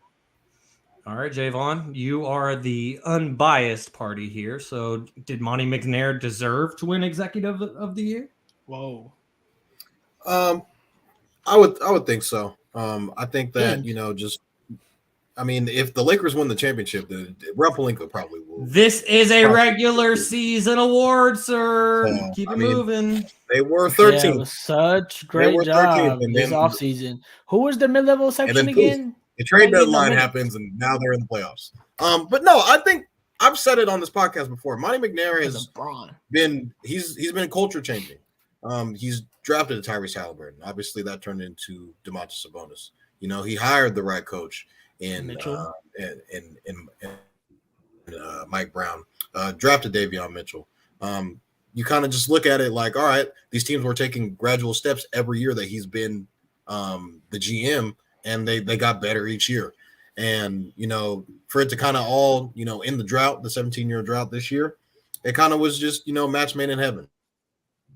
You guys had the coach of the year. You guys had the most clutch player of the year. You had 2 all-stars. You guys had the best GM. So, it's kind of just like it's all kind of just like, all right, if this is kind of something that, if you're getting the coach of the year, this is a team that usually that teams that have coach of the years, executive of the years, all-star players, they usually make playoff runs and, dare I say, finals runs. This is the start of something new. Don't take jabs. Okay. This is the start of something new. I think the Kings are kind of they're on the incline now. And I think that they're going to be this is kind of when your team is good, this is just what it comes with. You get the accolades come when you're really good at what you do. So I'm just really excited to see what the Kings do in the offseason. I guess you guys can call him the Howie Roseman of basketball. I've kind of seen that a little bit floating on Twitter. But I can dig it. you gotta look and see what the Kings usually have all their draft picks. Are they going to trade in their draft picks, kind of get a guy? Are they going to go out and sign somebody out the blue? Are the Kings a free agent destiny now that they ended the streak and they have this young perky team that can kind of get into the playoffs and make things happen? So we'll see what Monte McNair is going to be able to do here in the offseason. We will for sure. And our guy Khalil has been participating in the comments, and he basically just said, close your ears, children. Fuck the Warriors. Sabonis needs to man up. He was soft as fuck last series. Hey, tell McNair get another game. Exactly. Ahead, the Garry. last one made sense of what Gary said only that one. Maybe F the Warriors. But I'm just saying, Bond was like, we're going to see again this offseason, see what he helped, what he does to help our team get better. I believe in our team. He's going to do what he needs to do to help this team get better. And those are one of the things he's going to do, get some bonus, some help. So let's see. All right. Well, we shall see. I sure hope so. And I just want to make sure that everyone who's tuned in right now on YouTube, make sure to give us a like. You saw the message at the beginning. It really helps us a lot to grow. If you enjoyed the show, then hit subscribe so you can get notifications when we go live. You can follow us on Instagram and TikTok at StatsOverPolitics and on Twitter at StatsWarPolitics. Make sure to subscribe, rate, and review on all podcast platforms. If you're enjoying the show, give us 5 stars. We would really appreciate it. As you are tuned into Stats Over Politics, episode number 28. I'm your host, Sean Holko, alongside my guys, Jaevon Sadi, Kevin Dent, and Gary Singh. Now, guys, let's close it out and let's get to some other news in the NBA. Let's get to some NBA coaching news. As there was a big bombshell from this past week as a recent championship coach was fired, but we also had another championship coach that was fired after the season ended. So the Bucks, they fired Mike Budenholzer. The Raptors, they fired Nick Nurse. Both of those coaches have won championships in the last 5 years. The Rockets, they fired Steven Silas, and then they hired Ime Udoka, and Ime Udoka realized that he probably should have waited a little bit longer. And so, Kevin, I'm going to throw it to you first on this one. I'm honestly, at least for me, I'm going to focus on the Bucks because that was mind-blowing to me. Nick Nurse, not as much, but both of those guys are championship-winning coaches in the last 5 years. Dame Dollar said it best. He said, wow, they're just firing all of these championship coaches the year that they don't win a championship. It just doesn't make sense to me. What do you think, Kevin? It's a what have you done for me lately league. We can add to that list. We can add Ty Lue to that list. We can add Frank Vogel to that list. It's a real Dwayne what have you done for Casey me lately. Coach of the Year, won that one time and got kicked, fired away. You can go win a championship, and if we're not contending every year, you're going to be the first one out. But for the Bucks to be the oldest team in the NBA, he didn't have Giannis. It's really hard for them to go up and we've seen Jimmy Butler in the playoffs. They just came against the wrong team. The Heat are not an 8th seed, so I know the 1-8. It looks like it was a huge mismatch. It was a huge upset, but without Giannis, like I mentioned, it was really hard for them to do it. And he's the winningest Buck. He's the winningest coach in Bucks history, and they just let him walk like that. So I think this essentially could be the beginning of the end in Milwaukee. Now that everyone's getting older, is Giannis going to want to test the market? Sacramento definitely could use him. So we'll see. Oh, go put it out there, Kev. Go put it out there. Let me just follow up on what Kevin was saying about the Bucks, as he was the winningest coach in Bucks history. In the last 5 seasons, in the regular season, the Bucks have won 271 games. That's the most in the NBA. In the last 5 seasons, in the postseason, the Bucks have won 39 playoff games. That's the most in the NBA. And as Kevin said, best win percentage in franchise history. It just doesn't make sense to me. And Giannis, he's eligible to sign a 2 or 3 year extension on September 22nd. Chris Middleton, he has a $40 million player option. Brooke Lopez is an unrestricted free agent. And there are 7 other free agent bench players, including Jay Crowder and Joe Ingles. So, Gary, what do you think of this coaching news with Nick Nurse, Mike Budenholzer, but then also Steven Silas being replaced by Ime Udoka? Yeah, I'm going to touch on Mike real quick. Budenholzer of the Bucks, like we said. Again, the first thing I wrote here is it's sad that winning coaches are getting fired. Simple as that. You guys all touched upon it. It's sad. Dame says it's sad. But at the end of the day, again, what Kev said, it's what you do for me lately league. And realistically, I'm not going to lie, I hate to say this because it's like, I know it's not his job, and I hate putting players we're in positions where, like, that's not their job, they're not the general manager. But I'm pretty sure if Giannis wanted to keep him, Mike would have stayed. You know what I'm saying? That's why I feel like. It's true. So I feel like it's simple as this right here, Von. I think I don't know. I can't tell if he's pumping me up or if he's talking No, about it's the game. Lakers game. Don't focus on him. Keep going. Anyways, I I said I couldn't say that no more. Anyways, I was just saying that even though it sucks that he got fired, and again, Kev, I know it's 8 seed, not a typical 8 seed, but he was kind of the hot seed before the chip. Before he won the chip, he wasn't the hot seed. So I wouldn't be surprised. I'm not really surprised by this. Again, teams have done this in the past where they kind of want to get new voices in the building. I don't know if it's that particularly. I didn't really read the memo or what the explanation was realistically, but I'm assuming it's a new voice in the locker room. I'm assuming that, like Kev mentioned, it's doing whatever Giannis wants to do to make him happy, to keep him here in the long run, and it's not taking a gamble to get a new coach in there. So you know what? I'm not really hating on it. It's sad to say, but you know what? He's gonna get a great position. He's gonna get another opportunity as he should and he deserves. Again with Nick Nurse, same kind of thing. I feel like it's a new voice type of situation. I kind of even think Nick Nurse probably wanted to leave and coach more of maybe a high level team. Again, I don't know, but I just feel like again they wanted to switch it up out there, and I'm gonna believe in the Raptors and the organization. I'm forgetting the GM's name right now. It's slipping in my head, but Masai Ujiri. Yeah, Masai Ujiri. And, he's a really good GM, too. Put that championship roster together as well and really putting his deep team together well again. So, again, I'm not surprised that, Nick Nurse is out have the chance together. But y'all need to give Garry that bag, too. Straight up, please. Anyways, I was just saying – shout out to Khalil, for real. I'm just saying, again, the Raptors – and the Bucks are top-tier organizations in right now. So I'm going to believe in what they're doing. And the last one, the Rockets, Stephen Silas. I'm not going to lie, guys. This one super irritated me. This is actually the one that irritated me the most because Stephen Silas went through the ringer in the beginning of this job. Do y'all remember this? This is when James Harden was pouting. It's really what it was, pouting to leave. Everyone was forcing himself to leave. And he had to deal with that as a rookie coach. Then he gets a bunch of whole young guys in there who might be a little bit tainted from that past experience, what was going on. So it's a whole bunch of losing going on this year. He still had this team playing hard. He still had this team trying to play together. Just some things you just got to get through as a rookie team and a young team much as they are to get over the hump. And it's feel like I just hate that he got fired when they're trying to get through the hump. And I don't feel like it was his fault. You know what I'm saying? So it's sad to see, but hey, you can't knock them too much because they hired a high-level coach in Ime Udoka, so I can see why they maybe didn't pull the strings on this. But I hope Stephen Silas, everyone speaks highly of him. I hope he gets another opportunity in the league and just a better, fair chance for him to really, control the reins, maybe even get a veteran-type team because I know he's been on a lot of veteran teams in the past, so maybe that can, give him opportunity there. So it kind of sucks to see when you see – you know what? You can't, like you guys said, man. That I forgot who said it, but they're saying the NBA coach is literally the best and the worst gig in a quote unquote NBA or sports. You could say, you're gonna get all the love, you can get a lot of money, you can have a lot of control and everything like that. But when it goes bad, you're gonna be the first one to get cut. NFL, it's pretty hard. They fire coaches more, but I feel like it's still really hard to get rid of a coach if you're a star player, other than the quarterback.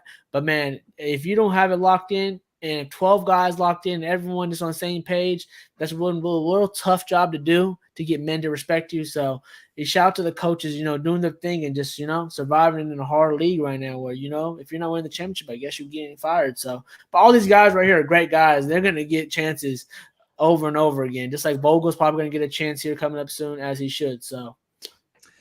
And Jaevon, I believe if you are seeing these comments as well, Khalil is talking to you. We went to high school with Khalil, Jaevon and I did. And so Khalil says that Ime is gonna get Jaylen Brown, Toddy. He says y'all better give Jaylen Brown that bag or the Celtics gonna lose him. The Rockets already took your former coach, Jaevon. Are they gonna take Jaylen Brown too? I mean, let's talk about the coaching news, but if you want to jump on that, go ahead. First of all, why the hell would Jaylen Brown leave the Boston Celtics and go to the worst? The Rockets got a young, good team. I believe in. Okay, first of all, let's touch on the Ime Udoka segment. Now everyone's saying, he should have waited. This dude might get fucking Wemby. Are we all forgetting that Wemby might go? Like, this is a possibility that Wemby might go to the Rockets and like. Jalen Everything Brown. is all gonna be Uh-oh. Would be Giannis. Sounds like Yeah. Khalil's making some Wemby, sense. Wemby, Jalen Brown, Jalen Green. Oh my Jalen goodness, Green. I it's couldn't gonna remember Jalen Green's. I be- don't know why. Yeah, it's not. First of all, Jalen Brown, he's not. And he's don't from even Mexico. forget Jabari Smith Jr. too. All Yeah. rookie team. Jabari- I'm pretty sure. He's trash, but that's another. Jalen that's Brown is sack. Whoa! All Another rookie story team, for second team. Come on now. another day. Hasn't even tapped his He's- potential. Respect that man. He's not. He's Go not. ahead, Javon. Um, We're but, yeah, we want to get to the Budenholzer- Lakers game, so give us your thoughts. Go ahead. Vaughn ain't watching Rocket games like that. Budenholzer, I was kind of surprised that he got fired because they just won the championship not too long ago, so I was kind of a little shocked on that. A guy I think that'll probably get that job, Colby Atkinson, the guy that kind of backed out of the Hornets job. I think it was the Hornets job, or was it the Magic job that he was supposed to get? And he went back to the Warriors bench, so I think he's probably going to be a guy like Kenny wow, Atkinson. Kenny. There we go. Said Colby. I was chewing on that one for a second. I was like, okay, yeah. But I think he's like, oh, Giannis, wow, his ears done perked up. You know what? Maybe I might go take this job. As far as the Nick Nurse thing, I think that kind of just ran its course. With the, the whole, Kawhi year and just that kind of just living off that for the next couple of years and then just being very mediocre the next couple of years after Kawhi leaves. And I still think he's a good coach. He'll probably end up getting another job, but I just thought that, they just needed kind of a breath of fresh air with Toronto.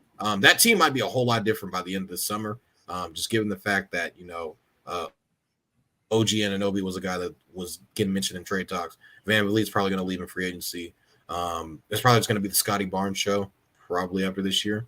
And we'll see who's going to be willing to coach that. We the North.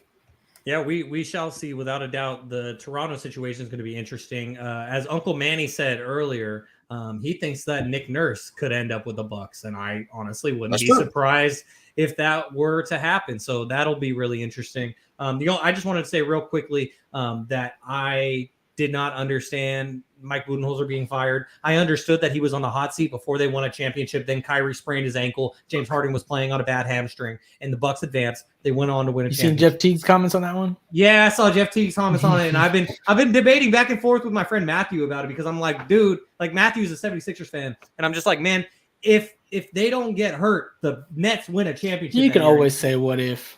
I go back on a just couple of LeBron's accept it. championships and say what if. What if Harrison Barnes hits that shot? Yeah. What if Dwayne Wade needs don't get shot? What if Kyrie don't get injured in the first Warriors? Man, fuck all the other what ifs. If Finals. Harrison Barnes hits that shot, We're the Lakers right now. And so Robert Horry didn't hit the three. yeah, so Yeah. Jerry. If Vlade never tapped it back to him and get it away from Shaq, yeah, exactly. But yeah, I just wanted to speak on Mike Budenholzer because, like, to me, like, he won a championship, and then this year, number one, like T was saying earlier, Miami is not a regular number 8 seed. And then the Bucks were playing without their best player, who Garry and I think is the best player in the world, at least according to this the notebook. We think that he's the best player in the world. They were missing him for half of this series. To me, that's enough of an excuse to say, okay, we're going to run it back with Bud next year. But maybe there were underlying issues that they were ready to move on from. But then he won a championship, and you can't fire a guy who just won a championship. So I guess they had to wait 2 more seasons to do so. But I just didn't get that. Nick Nurse, same situation. He won a championship because of Kawhi, but he's a championship winning coach. I didn't get that. Vogel was different. With the Lakers, Vogel was different. His time had run his course there. Maybe that was the case with both of these guys, but I don't know. And Khalil says LeBron hasn't retired yet. Respect to the king. He's the greatest of all time. He's not the best player in the NBA anymore, in my opinion. But Kevin did say that he thinks LeBron is the best player in the world, as Khalil thinks that as well. At moments. And our guy James says on YouTube, we got Julian's birthday coming up at 12. Happy early birthday to our guy Julian as well. All right, guys. Now let's get out of here and let's keep it moving. And let's just get to these NBA all-rookie teams. We'll just give our quick reactions. As the first team was announced, and our guy Keegan Murray, as we mentioned earlier, he was selected along with Rookie of the Year, Paolo Banchero, Walker Kessler from Utah, who got some Defensive Player of the Year love, Benedict Mathurin from the Indiana Pacers, Tyrese Halliburton's running mate, Jalen Williams. I think this is J-Dub, J-L-E-N, Jalen Williams, made it on the first team. And then second team, There is Jalen Duren from the Detroit Pistons. Yeah. Duke, stand up, right, Kevin? Jaden Ivey as well from the Detroit Pistons. Tari Eason from the Houston Rockets. Jabari Smith from the junior from the Houston Rockets, and Jeremy Sohan from the San Antonio Spurs. Go ahead, Gary. Shaedon Sharpe is better than Jabari Smith Jr. I'll just say that. He's better than who? Shaedon Sharpe. Oh, he could be in it. Maybe even like he will see. I don't know that boy's limited. He's untapped potential. I love Jabari Smith Jr. He's untapped potential. I'm not gonna lie. But didn't Shaedon Sharpe talk about Shaun? Well, we want to talk about these all rookie teams, the first, the second team. I was gonna say Gary, I agree with all of them. Okay, so you agree? Just for the sake of time, let's move it on to. No, go ahead. Give it. No. I was just gonna say one more. I was just gonna give a quick shout out to our guy real quick. Obviously, Keegan Murray making the love. You got to give him some real quick love. Obviously, I feel like he was the perfect fit for our team. He made himself well known, and he only barely tapping on his potential. Right now, he's playing a specific role, being a shooter, being a 3D guy in a sense. But once he gets more of this NBA games locked in minutes, he's going to be even more higher in this list. I would expect to be with these guys. And you know what? They made a mistake. I feel like he should have been in the rookie year of the conversation, but it's all good. He gonna prove him wrong because he was the longest guy in the playoffs at all these guys. So shout out to Keegan Murray for making this list for us. And again, the Kings make the right decision. So, Jaevon, you think that the lists are wrong because your guy Shaedon Sharpe should have been in there, and I would imagine Kevin feels the same way. His guy from Portland, but go ahead, Jaevon, give us your thoughts on these rookie teams. They're gonna go based off of he didn't play as much. He didn't really get as much run as a lot of these guys did. I think kind of a little bit more down the stretch. We kind of saw like, oh wow, he's kind of good. When they shut Dame down and they kind of just let Shaedon kind of just all right, you go ahead and do whatever it is that you do. We kind of saw him, do what he does. I saw a lot of off and on from Jabari Smith Jr. this year. Wasn't really too impressed. I kind of peeped it a little bit in the summer league where he was kind of just like, all right, you kind of should be dominating here and do what you do, but didn't really. Hey, he's young, like you said, but there's a whole bunch of guys who are also young on this team that I don't think are as good. I find all these guys had moments this year, though. Would you agree? They had some good moments this year. Yeah, sure, well, I mean, Kevin, what do you think? I think the biggest surprise on this first team was probably Benedict Mathurin. I was really big on him coming out. First team was crazy. I just saw, playing with Tyrese, I just thought it wasn't really going to be a place for him to really flourish. But he was, he was getting a lot of hype early for sixth man of the year. Early last sixth man of the year hype. But he's the one that talked shit about LeBron, dude, in the beginning of the year. Yeah. A lot of people on Twitter were not happy that Keegan made first team. They're just going off the numbers. Jaden Ivey might have scored more. Jaden Ivey finished with 16 points, 4 rebounds, 5 assists. Keegan only finished with 9 rebounds, 6 assists, and 6 rebounds. But like everyone mentioned, Keegan's the only one to put up a play-up stat. A singular play-up stat. For him to come into a team like Mike Brown's mentioned all year, all these rookies have time to make up and make mistakes, and Keegan doesn't have that. We're in a place where we want to win and we're trying to change the culture. So I feel like that's why Keegan doesn't have the numbers. But like Gary mentioned, it's untapped potential, and I think arguably the steal of the draft, and arguably he'll forever be a part of this Rudy Gobert trade was Walker Kessler.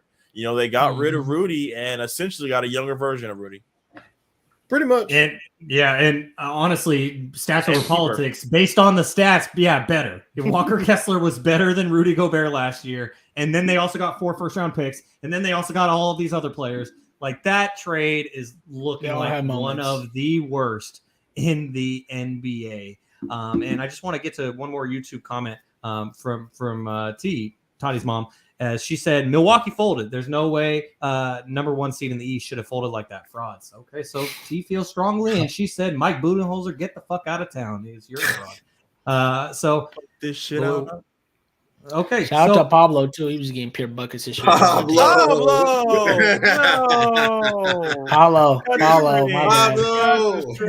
my bad. I thought you did that on purpose. Like I thought that was a running bit to call him Pablo. Okay, Pablo was Uber this year though. Shout out to Paolo Banchero, aka Pablo. All right, guys. Now let's get out of here with this last topic as Bronny James committed to USC, and my heart just absolutely shattered because I wanted him to go to the Ohio State University. And real quickly, is I've had this photo on my phone. What is that? This is from March 19th, 2020. During the pandemic, Bronny was doing an IG live right after he created his Instagram, and he's showing off all these shoes, and he's like, look at these Ohio State shoes. I might go there. Took the screenshot. Thought I was going to be able to post this the day that he committed to He's Ohio like 15 State. in this picture. I know. Yeah, this is 2020 Yeah, right no here. clue. Go ahead and Then. delete that. And yeah, You probably still lived in Cleveland during that time. Yeah, delete. Goodbye. Yeah, my heart is broken. Bronny's going to USC. Jaevon, I mean, you said that you've always been telling us so, but what do you think, Garry? Well, yeah. Go ahead, Vaughn, real quick. Oh no, I was just gonna Garry say, with the pointer Hey, finger. it I'm was- sorry, Jaevon. it was just a match made in heaven. I mean, LeBron's in LA. They live in LA. Kevin? What's the dude they're supposed to be playing with that's already at USC? They already committed. Isaiah Cooler, Yeah, he's cold. He's cold. So he was playing the like, nation. yeah. So he was like, already. They got to play with each other at McDonald's camp. So they kind of got a little bit of chemistry going there. So it was kind of already like he's gonna move out to other mansion in the Move out. cul-de-sac. Yeah, In the, moving out. He can get his I own can see mansion him down the staying street, LA. Kevin. Get his own That house. NIL money is crazy. So he's that NIL money is about to hit as soon as he touched down at USC. So congrats to Bronny.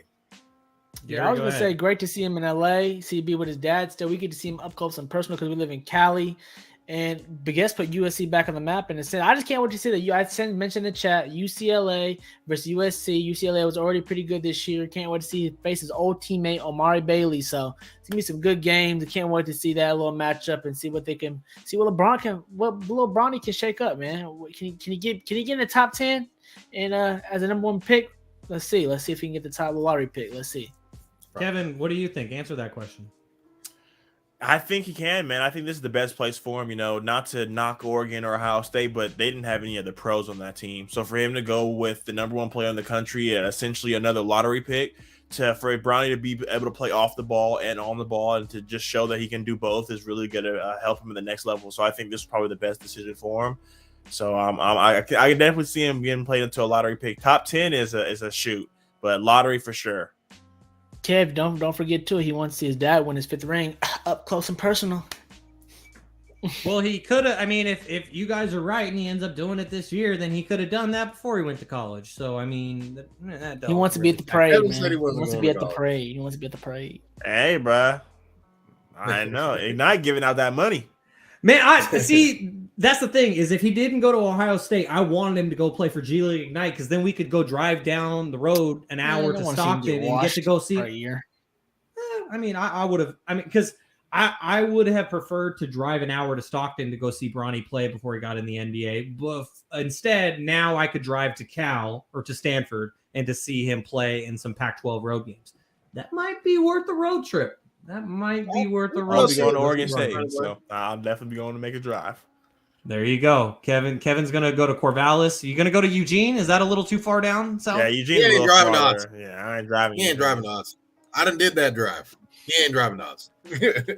Yeah, the one time I've been to Oregon when I visited my friend Monte who was going to U of O, I took a flight to Portland and then a train down to Eugene. So there was no driving involved on my end. Well, guys, we're talking Cali about Oregon. Sacramento, man. We're talking about Oregon and the University of Oregon.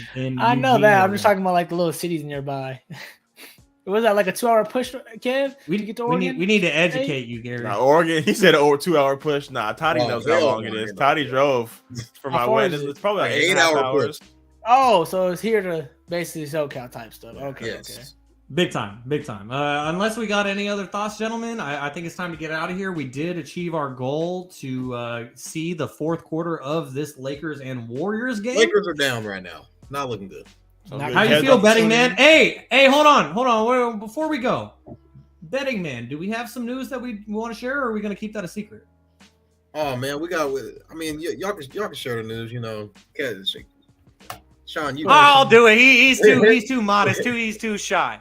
Coming up, we got a new segment coming to Stats Over Politics. It's going to be called Bonnie's Hotline. I don't know if this will be the music, but this is the other music I got on the panel, so I'm gonna play it. Bonnie's Hotline coming up. He's gonna tell you all the bets to make. He's gonna help you make that money, and then when he's wrong, you can go and find him. What do you think, Gary, of that? I don't know. I was gonna say, Shaun, you should pick still that one guy's song. You probably know, Mr. McMahon's son song. He's like walking into like money, money, money. Something like that. Yeah, we'll get copyrighted, and our video will be kicked off of YouTube if we do that. Or we're gonna have to pay him. We don't got that podcast revenue yet. The keyword is yet though. All right, guys. Well, it's time to get out of here. So that's gonna do it for episode number 28 of Stats Over Politics. We appreciate you all for tuning in. Shout out to Uncle Manny, as always, for tuning in. And we appreciate you all. Make sure to give us a thumbs up before you go. It really helps us continue to grow. You can follow us on Instagram and on TikTok at Stats Over Politics and on Twitter at Stats or Politics. And we'll see you all next Monday here on Stats Over Politics. Go! Lakers trying to come back. LeBron. Go LeBron. I can't say either. I just can't do it.